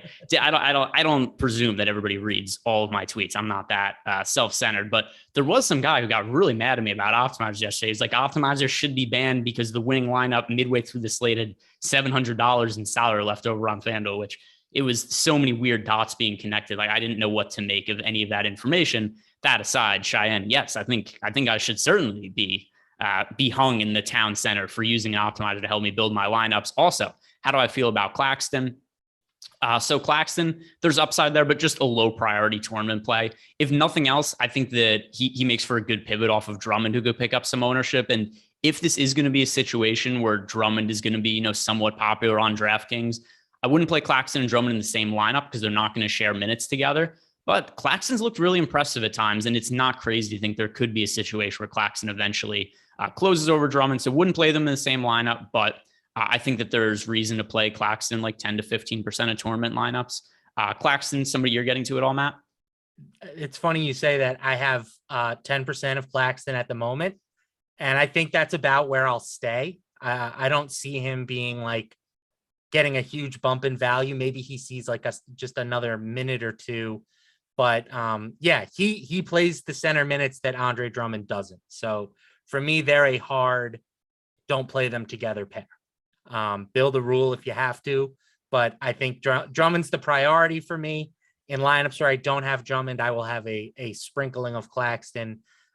He is up there as, either the best or second best value play at center, depending on how you feel about Onyeka Okongwu today.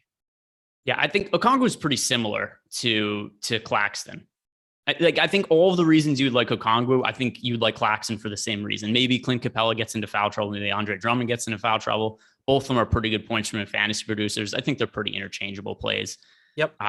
Next super chat here from our guy, Andrew Kang. Sup, guys? Wish you luck. And I wish you luck too as well, Andrew. FanDuel single entry. Would you do Mitchell and TLC or Clarkson and Hero? Neither. But if I had to pick one, it would be Clarkson and Hero. I don't think TLC plays tonight. Yeah, that's the first time I've even thought about TLC in, I don't know, months. I'll take the side with the two active players.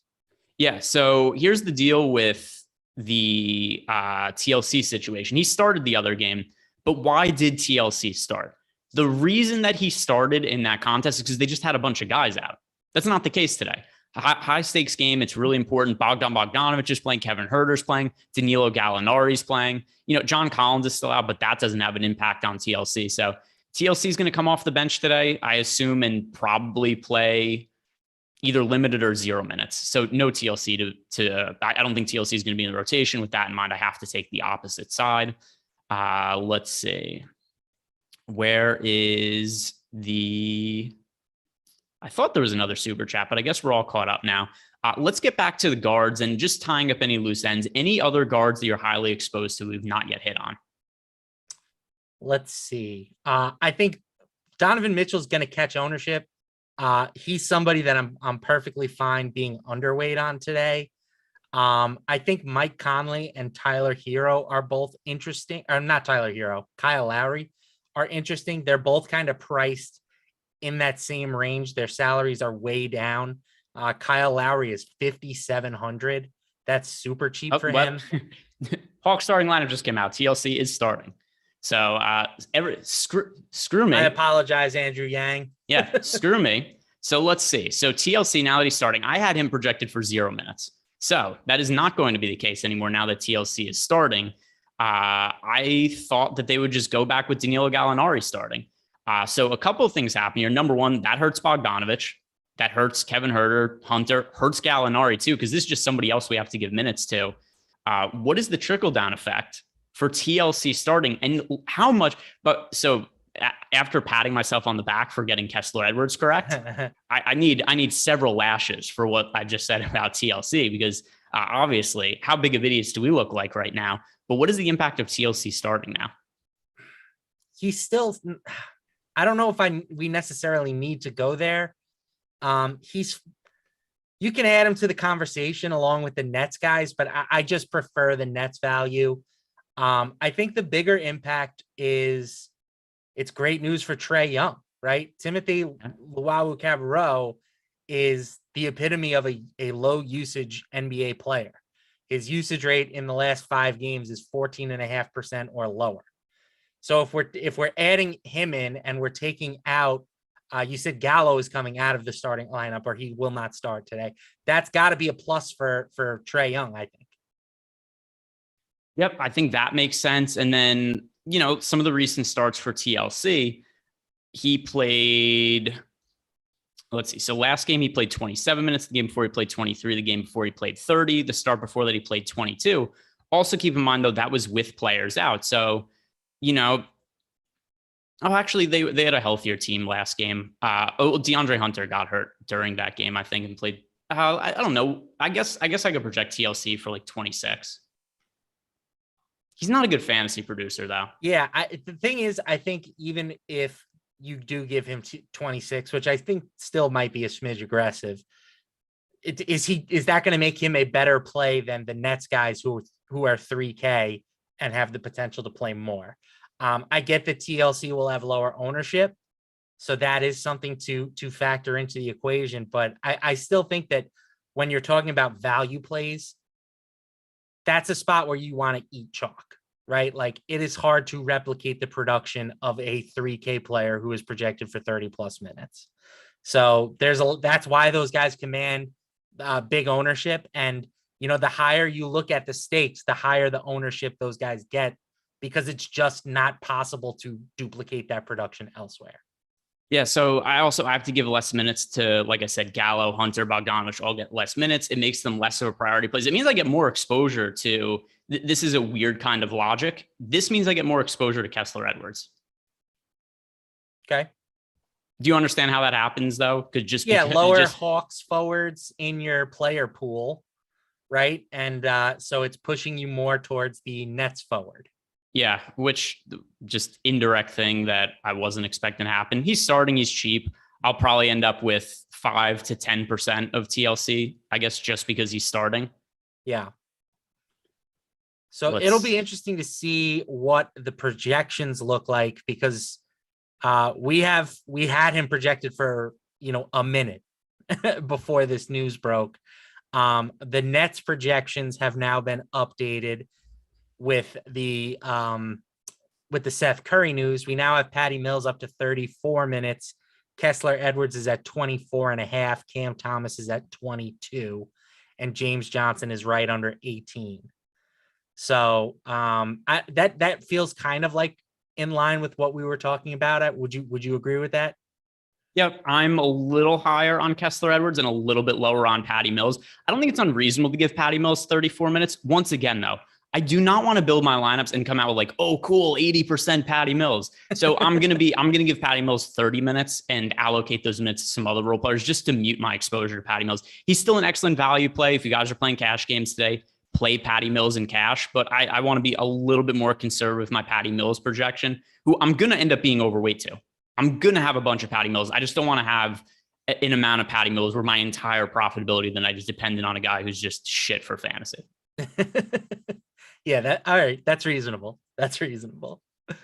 And all right. So other guards right now, Zach LaVine is popping up a lot for me. I want to ask you also, and we could use this to transition to guard as well, and then we'll catch up on forward as well. We'll catch up on some super chats. Do you think Alex Caruso starts today or Patrick Williams? Against the Heat. Last game, Caruso started the first half. Patrick Williams started the second half. Yeah, I'm going to give the edge to P-Dub. Yeah, I'm not sure. I'd like to see that starting lineup. I know the last time, every time we've seemed to talk about starting lineups, it comes out the Nets starting lineup, the Hawks starting lineup. I've been wrong every time, by the way. So I don't like this game. I lose this game. It makes me look foolish all the time. Yeah. Get Caruso in there. Yeah, I'm 1 for 2, batting 500. Not bad for baseball purposes. Who's going to be starting up this week? So my gut feeling is Patrick Williams as well. He played really well last game, and I think they're probably going to stick with him. He's a low usage guy. He's a good defensive player. I mean, Alex Caruso is obviously a good defensive player too, but I think they're going to go with Patrick Williams just based on the trend from last game. Not totally confident. Like to see them both start. I don't think that's going to happen. Maybe it could. Right? Yeah. I mean, we think AO has to stick in the starting lineup. No, he doesn't have to. They could both start. It's reasonable. It would be a different prediction if you want to go off the wall and try to get contrarian with your starting lineup guess and hit a home run call. That would be respectable. I just think I think that they need Caruso's energy, and I think that they need Williams' size. So I'd like to see them both start. AO had some moments, but again, he was a second-round pick. He was never expected to be as big of a contributor as he's ended up being this year. So I'm not predicting that, by the way. It's just something I think that maybe they should consider. All right, bold call from Matt. They're going to start Caruso and Patrick Williams today. Let's catch up on some super chats. First from R. Cathelza, Lowry and Bogdan, Utah. Oh, so all right. So Lowry and Bojan Bogdanovic. That's who he's asking. Or Pat Williams and Poole on DK. I lean towards Pat Williams and Poole. Is it Bojan or Bogdan? Bogdan. He said Bogdan, okay. But he said Utah. So it's gotcha. Bojan Bogdanovic. But for whatever reason, I don't know if you noticed this. It seems like the NBA only schedules the Bogdanoviches on the same night. So Utah and Atlanta always play the same game. It always leads to confusing questions. But it is the Patrick Williams and Jordan Poole side for me. Yeah, I will agree with that as well. And again, I like Kyle Lowry. I like Jordan Poole more. And Bojan's not enough to swing it, though, in that direction. All right. Next super chat we have here is from Deacon to the Legend, Bam or Rudy at center on FanDuel. It is Bam for me. Would have been Rudy had Hassan Whiteside been ruled out, but that's not the case. So I prefer Bam Adebayo. How about you, Matt? Very, very close. I have the two separated by less than a fantasy point in my projections, but I do have Gobert with a slightly higher number at the moment. All right. Next super chat from Nicholas Barrett, Mitchell and Bojan Bogdanovic, or Butler and Lowry. I prefer Butler and Lowry. Definitely Butler and Lowry. Next super chat here from Daily Sam. Does Duke UNC justify watching college basketball? If the game's close, that seems like a no from you, Matt. I wrote this in an article 2 weeks ago, but there's no reason to ever watch college basketball when professional basketball is on, unless you graduated from the school or something. If it's something that has a deep personal meaning to you, go ahead. But the quality, like I obviously watched during the tournament. I'm sure you're the same. We both work from home. It's hard to find stuff to watch during the afternoon. But the quality of some of these games, oh my God, it just makes me want to gouge my eyes out. So no, I will not be turning it on. Yeah, I mean, I don't love it. If other people like it, I'm not one to, it's not true. I shit on stuff other people like all the time. But if you like it, good for you. It's not my favorite, but it is what it is. Andrew Kang, the benefit of watching you guys on Live Before Lock, FanDuel. I didn't realize Pat Williams was small forward eligible, so now I can upgrade from TLC to Williams. Also have both. Do you prefer Pat Williams or TLC? I would take Pat Will if he starts. If he doesn't, I guess I would take TLC in that situation. Again, I think that both of these guys are going to be low usage, not high fantasy point per minute type output guys. So give me the guy who is going to play more minutes of the two. That is more than reasonable, in my opinion. Are we caught up on super chats now, or do we still have more coming through? Courtney Lamar, thoughts on Danilo Gallinari for DKGPP? I liked him until we found out that TLC was starting. Yeah, that definitely hurts his value quite a bit.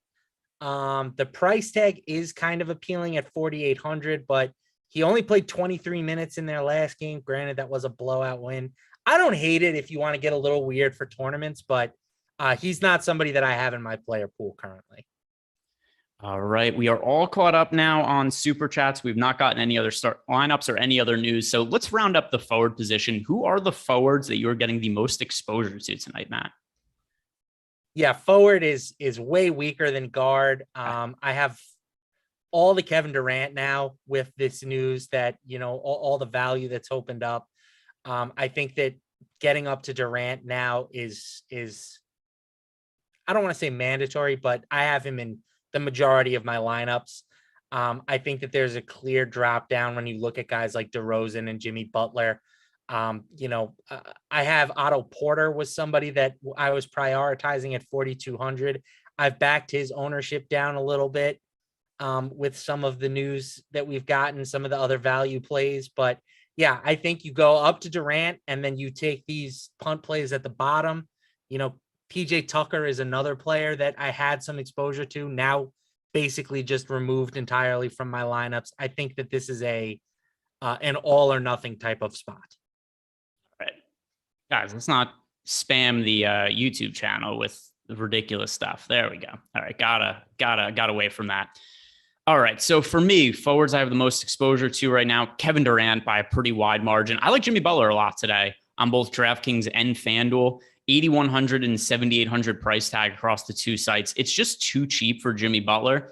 And I actually had a little bit more when we first started the show. I think you're a closet Jimmy Butler fan.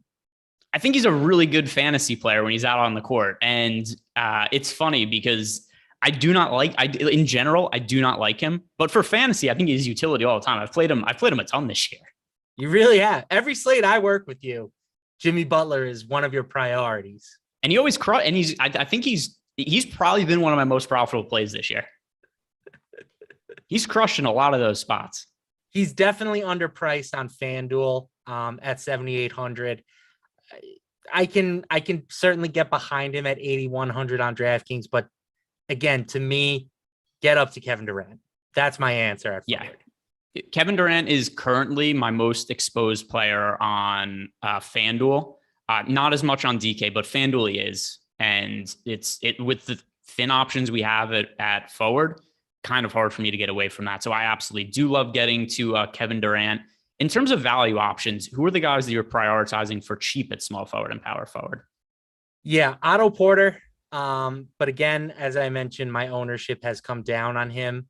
And then it's going to be Kessler Edwards and Cam Thomas.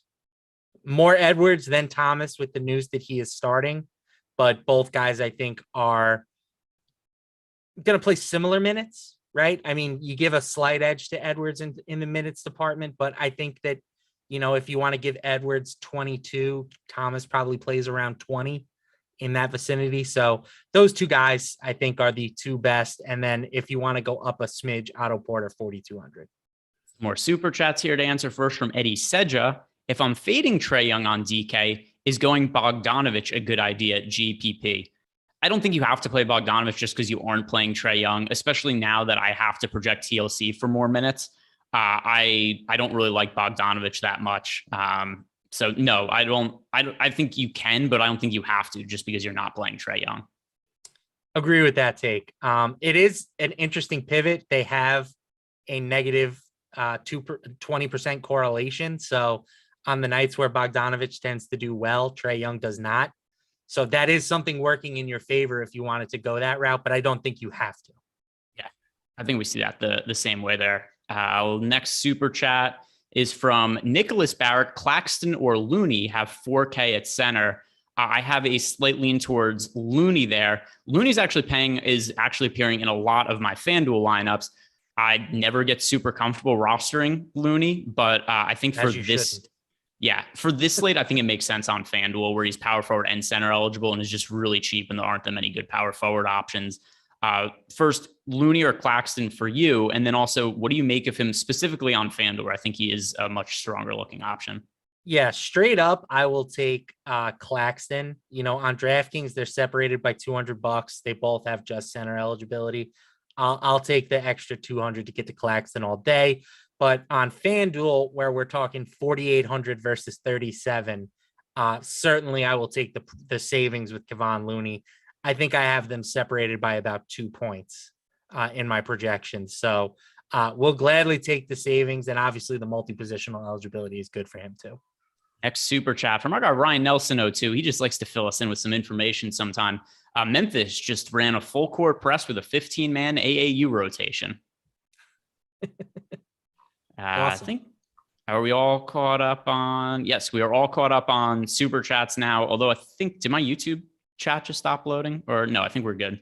All right. So other forwards for me, also something that, something else we should mention is that PJ Tucker is unfortunately making into some of my lineups on DraftKings specifically just because he's cheap. Not because I project him well or I think he's a great play. He's just in some lineups because he's cheap and he enables me to pay up for other stars. I am getting to Kessler Edwards at a pretty good amount here.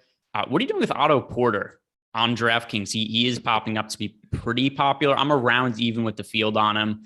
Just considering his price point and the lack of value at forward, he's another guy who I think is kind of unavoidable. Yes, I've mentioned twice I am a fan of one Otto Porter tonight. Yeah. So just rerunning my lineups, trying to get all the final updates in, and I can't get off of them. I've tried. It's not possible for me. I'm stuck. Yeah, no. And like I said, I was on PJ Tucker much more before we got this Brooklyn news. Now, to me, even though he's probably a good bet to play, 26, 28 minutes, I just would so much rather have the Nets guys at similar price. Yeah, I have more exposure to the Nets guys than I do to PJ Tucker by a really wide margin. I do have more exposure to Otto Porter than I do to him, but I think that whenever PJ Tucker is in some of my lineups, I should shout it out just so people can make fun of me when it goes wrong. I think that should be that's fair. Obligated. Like if you play PJ Tucker, the downside is you have to be made fun of when it doesn't work out. Because then if people make fun of me for it, I'll be discouraged from doing it next time. I like that rule. I think it's a fair rule. All right, let's move on over to center. You mentioned you like Andre Drummond a bunch. I can't disagree, particularly on DraftKings. Andre Drummond is my most exposed center by a pretty wide margin.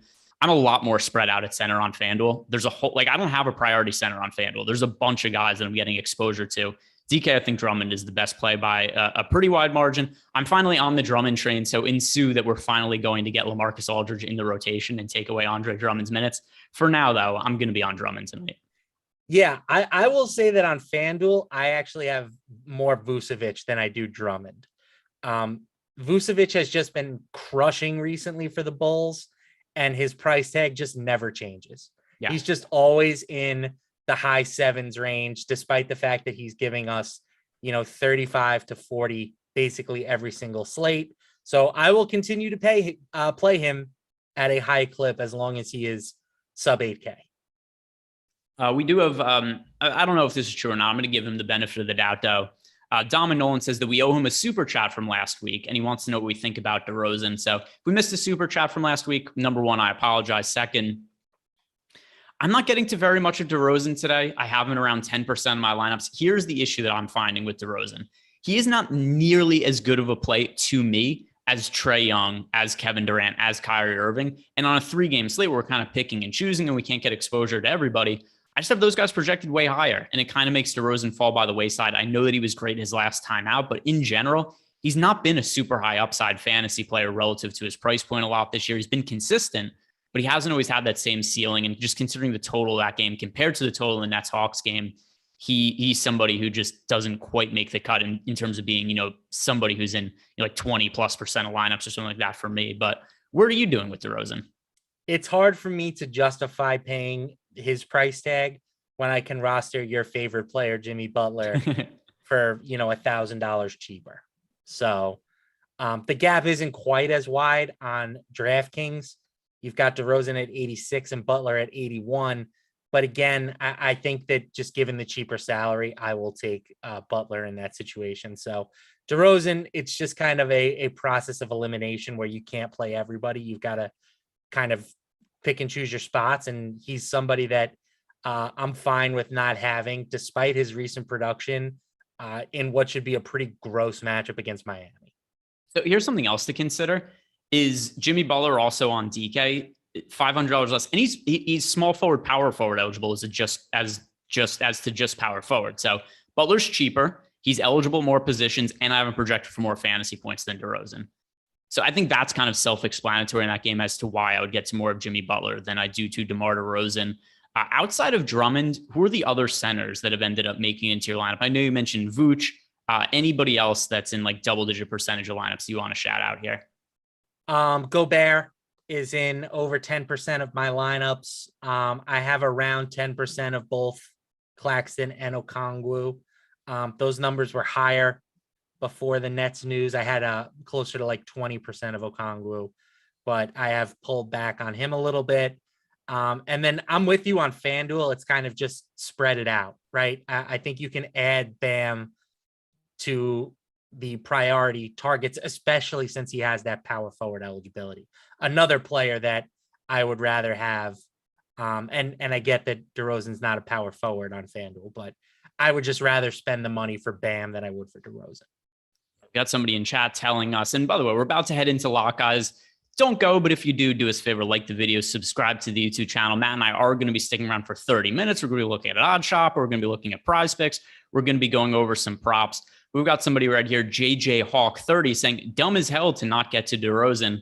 I mean, I could come back and say it's dumb as hell to not get to Trae Young and Kevin Durant, or Jimmy Butler, who I think are the opportunity cost of playing DeMar DeRozan. I think if you just on a projection basis, I don't think DeRozan's an awful play. I just think there's better guys today. It happens. The worst thing that you can do in DFS, in my opinion, is try to cover every base. Yeah. Right. You have to take stands, and that means you can't play everybody. So, just looking at the prices, DeRozan is somebody that I am not prioritizing tonight. It's that simple. Will it shock me if DeRozan goes out and puts up 60? No, but then I'll lose and I'll move on to the next slate. Like, it is what it is.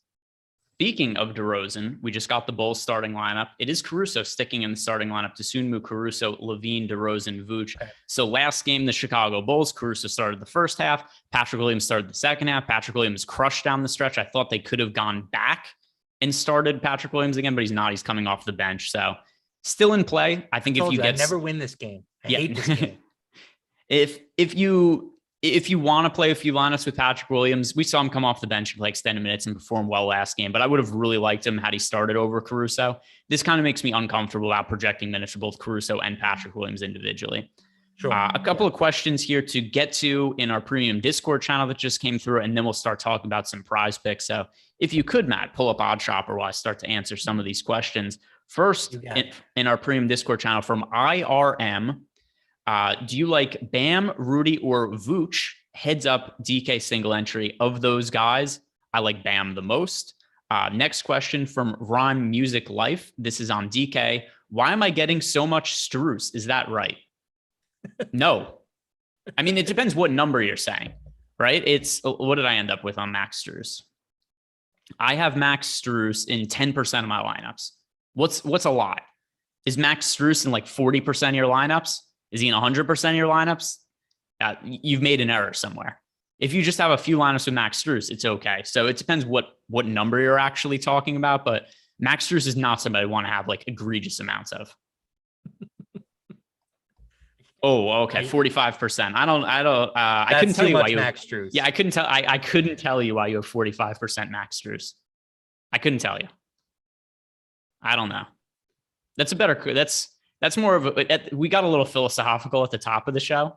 This is kind of like what is the meaning of life type question when you start to ask, why do you have 45% of Max Strus? That's one you got to pound out with the therapist. You're laying down in the chair. You got to really dig deep on that one. Yeah, or just go to rehab. Hi, my name is Rhyme Music for Life, and I have a Max Strus problem. And then just really talk it through and try to figure out what's going on there. I have Max Strus project for 18 fantasy points. That said, congratulations on Max Strus winning you all the money tonight. Yeah. It's aggressive. It's aggressive. We do have another super chat here from my filler arc. Bit early, but can you recommend a 4-player power play to play on Prize Picks today? He won $1K on a $100 bet, and he wants to do the same today. I could see why you'd want to do the same. My man. And good news for you, my filler arc. We are just about to do exactly that. Let's help my filler arc build his Prize Picks card. I'm pulling up Prize Picks. You go on over to, and also keep in mind, we've already cut out now 33% of the slate. We no longer have the first game to hit on. Oh, it's one thing you should do.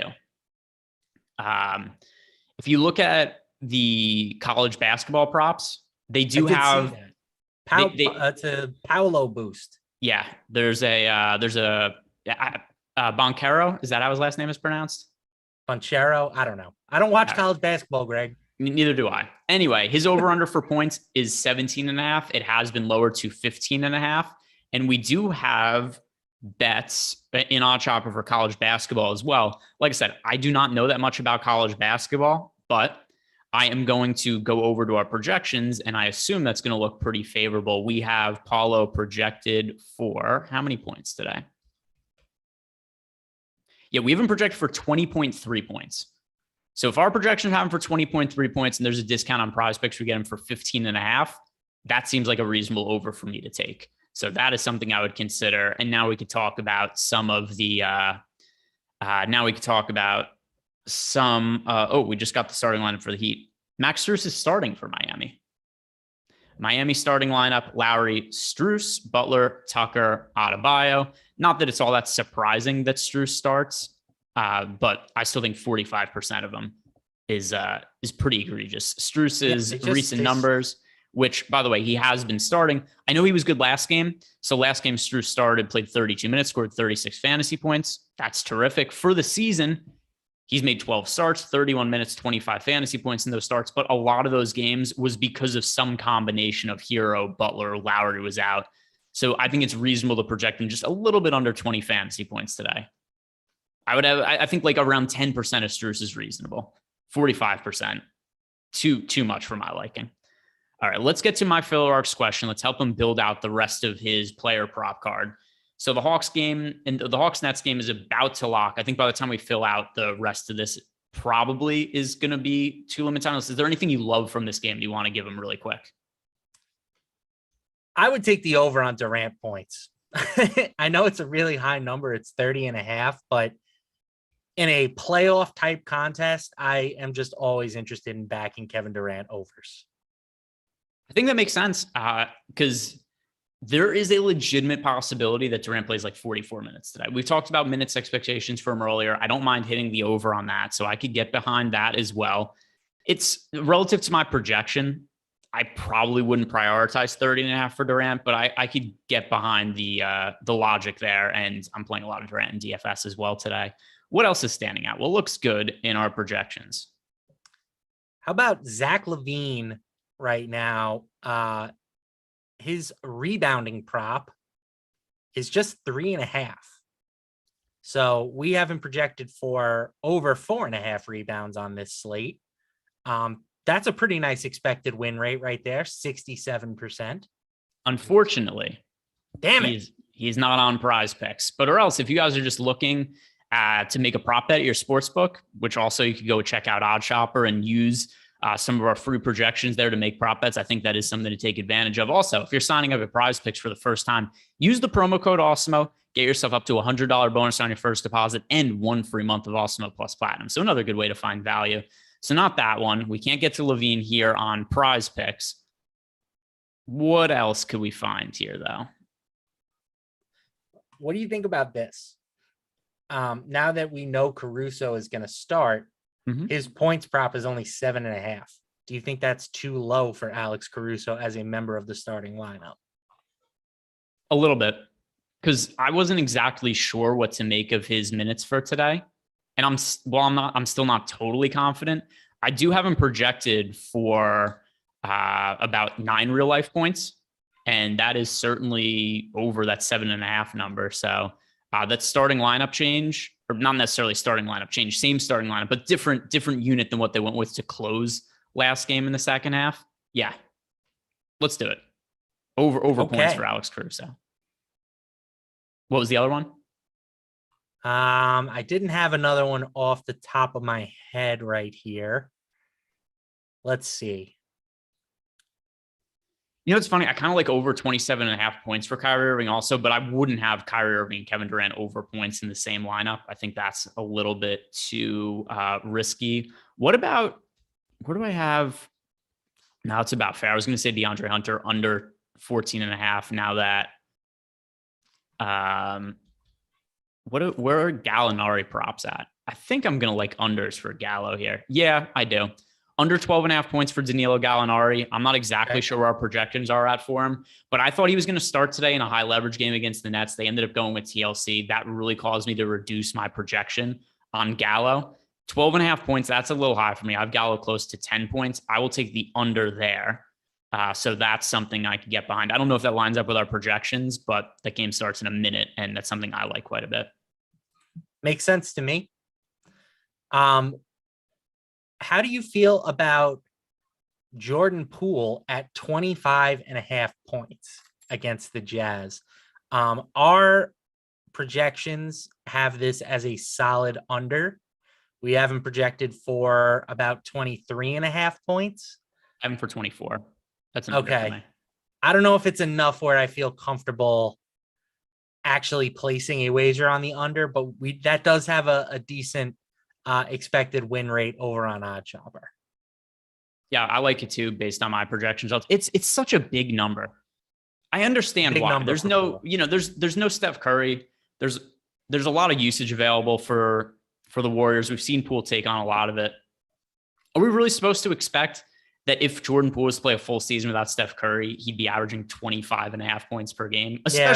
Actually, you'd have to think that the number would be, you'd have to think over that even, because this is one of the more difficult matchups that you could have going up against Utah Jazz in a lower pace game.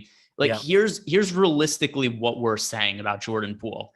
If you're expecting him to average 26 points or more, then you're saying he's like a 29 points per game scorer, right? Yeah, I mean, I do think you're right. He's been riding a hot streak, and he's probably a good regression candidate. And he's one of my favorite plays on DraftKings today. He could be a really good play on DK and score 24 points. Right. He's going to have assists. He's going to have some rebounds, maybe a steal. He's going to knock down some threes. I don't think like 60% of the time or whatever, he's going to be over. I think he's more likely to be under than over. I agree with you. Also, to Jake Swall's point, we're saying Poole smashing tonight, bet the house. If we're just saying for DraftKings at 7,200, it's a misprice. I agree with you. Yeah. I don't think I could project him for like 30 points. Also, good follow-up from Brandon McPherson. Don't bet the house on anything tonight. In general, don't bet the house on anything. There shouldn't really be a situation where you're betting your house on an NBA game, especially this point in the season. We saw a Pistons game yesterday where Cade Cunningham played 7 minutes without an injury related. There's only one bet in my life that I've made that I felt like was a legitimate bet the house bet. And it was Floyd Mayweather versus Conor McGregor. Fair. That was actually a really fun event to watch because I was at the DraftKings MLB final for it, and every single person there had a bet on Floyd Mayweather because it was a lot of sharp people in the same area. So everybody had big bets going on Floyd Mayweather. And some people were panicking after the first couple of rounds of the fight. That was, and I to this day, I cannot think of a bigger relocation of money from square pockets to sharp pockets, because McGregor was like literally getting 90% of the bets. I don't remember.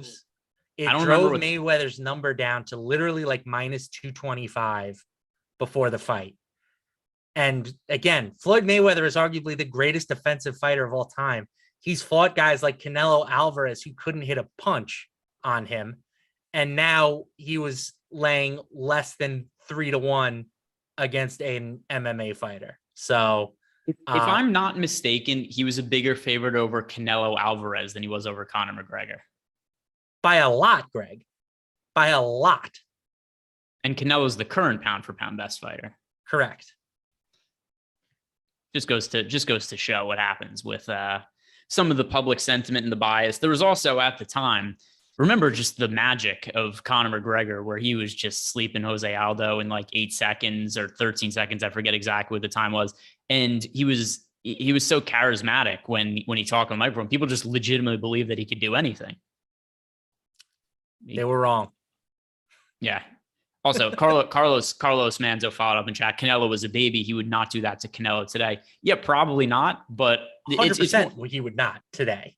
I'm just saying he was like minus 700 against the real boxer, and he was minus 225 in an event that was kind of like a sideshow. And Ron Houston says Logan Paul's a better boxer than Floyd. No. Well, I know he's joking, first of all, but do you care? Do you care about the Paul brothers and their businesses? I actually we've talked about this. I'm not a UFC guy, but I enjoy boxing, and I miss the days when like there were good boxing, like marquee events. It's just not that way anymore.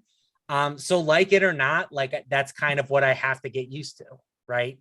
These are the biggest draws in boxing right now are the Paul brothers. So they have more skill than I thought, for if that's worth anything. They clearly take it seriously, but I do pine for the days where we would get some like big Saturday night boxing matches. Also, something I don't know the difference between the Paul brothers. I know they have different names, but if you put them in a line together, like I don't know the difference between the two of them. Like they're both on social media. They do things, but I don't know which one's which. I couldn't pick them out of a lineup. So I don't know which. They seem to be doing well for themselves. If you're into it, good for you. If not, do you know who Bob Sheridan is by chance? I saw your Twitter. Yeah. Oh my God. That was awful. Dude, that broadcast he did with Paulie Malignaggi yesterday was ridiculous. He said on the broadcast he's killed 8 people. And that was the second most alarming part of that audio clip. Dude, the entire broadcast is ridiculous. The entire thing is just ridiculous. The guy is completely out of he's 77 years old. You know, he called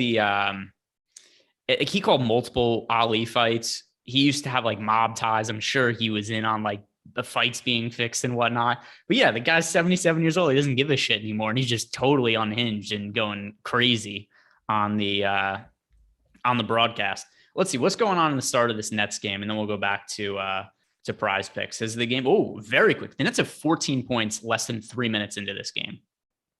Let's go. Oh, Kevin Durant. In 2.5 minutes, Kevin Durant has 9 points, 2 boards, and an assist. Let's go. Let's go, KD. Patty Mills is not yet scored. Can I posit you a question? Yeah. Is Kevin Durant the best scorer you've ever seen? LeBron James. I think Durant's he's clearly more efficient. Is he more efficient though? Like, who has a better true shooting percentage this year? And this is like the tail end of LeBron's career also. Like, I think because LeBron doesn't have as aesthetically pleasing of a jump shot, and a lot of it's just based on, you know, him being physical and being able to get to the rim at will. Like he has a 62% true shooting percentage this year. What does Kevin Durant have? Durant is at 63.2. So about comparable. Yeah. Last year, Durant was 66.6. For his career, Durant is 61.6. So he's 61.6. Okay. So yeah, he's been more efficient than LeBron over the course of his career. Recent years, the big difference is the free throw line, right? Those are points that Kevin Durant is giving us at like a 90% clip that LeBron is closer to 70%. Durant probably has more ways to score than anybody. You know, actually, I mean, there's so many different ways you could go about this though. Like where does Towns fit in the mix? Like, I know it's a different tier of player, but when you talk about the capabilities of Karl-Anthony Towns, like is Durant by percentage, is he a better 3-point shooter than Karl-Anthony Towns? This is a legitimate question. I don't know. Not this year. I mean, Towns, I've written about this. I do, just to plug myself, I do a betting column once a week where I touch on like 10 things. It's kind of like Zach Lowe's 10 things column, but it's specifically tailored towards gambling and DFS and stuff like that. And I posited, is Karl-Anthony Towns the greatest shooting big man ever? And it's too early to make that claim, but his numbers kind of put him on track for it. I mean, if he's going to shoot over 40% from 3 for his entire career, it's pretty ridiculous. Pretty ridiculous. I assume he's shooting over 40% for his career. I mean, very he's close. done it- 39.7. Mostly because he he's didn't on have a track great. to do it for like the fourth straight year, right? Or fourth year in his career. So his first couple years in the league, he wasn't quite the same caliber of 3-point shooter. First rookie year, 34.1%. Second year, 36.7%. This is when things start to take off. 2017-18, 42.1%, 40%, 41.2 last year, 38.7 this year, 41.1. Absurd. And he's hitting like step backs. Yeah, it's ridiculous. I don't know. It's such a hard thing to quantify. To say like who's the best scorer, because it's so subjective. You know, is it just who scored the most points? Is it who scored the most points most efficiently? Maybe there's a way we come with some sort of formula where it's, you know, like points and then there's some sort of weight for true shooting percentage. Does longevity matter? It's a great question. I always view peak more than longevity. But Okay. Again, to me, that's what makes LeBron so special. It's because his peak is just 15 years. It's like never ending. Does competition matter? Because if you look at like what if you look at what Wilt Chamberlain did relative to his peers. Yeah. Anything that started like anything where like teams were starting 3 white guys, I don't count in the I mean, also Wilt Chamberlain's playing against guys where he's like half a foot taller than all of them. They made a rule that Wilt couldn't dunk when he was in college. That's how much of like an alien he was compared to the rest of the basketball public. Yeah, but it was also because nobody else could dunk, probably. That's what I'm saying. He was just, they didn't know how to handle a guy like Wilt when he came around. You know, if you draft Wilt in the modern NBA, and too many people make these kind of comparisons, I don't want to, you know, be here shitting on old NBA players, but Wilt would not be the same force. You know, I think that's pretty obvious to say. Yeah, no, absolutely true. It's really hard to compare cross generation. It's impossible. You just don't know because, you know, I brought this up on a few shows before, but it's a science-based argument. But, you know, evolve or go extinct. So everything is going to be better over time. But at the same time, too, how would these guys look if they were in this era? You know, people say, well, you know, Michael Jordan didn't shoot threes because guys just didn't do it in their time. It doesn't mean I could say confidently that he'd be a good 3-point shooter if he played today. Maybe he would be, maybe he wouldn't. I don't know. There's a lot of guys that are really good shooters that just don't happen to be good 3-point shooters. So it's hard to say what guys would be in different eras. So I think it's kind of a fruitless activity.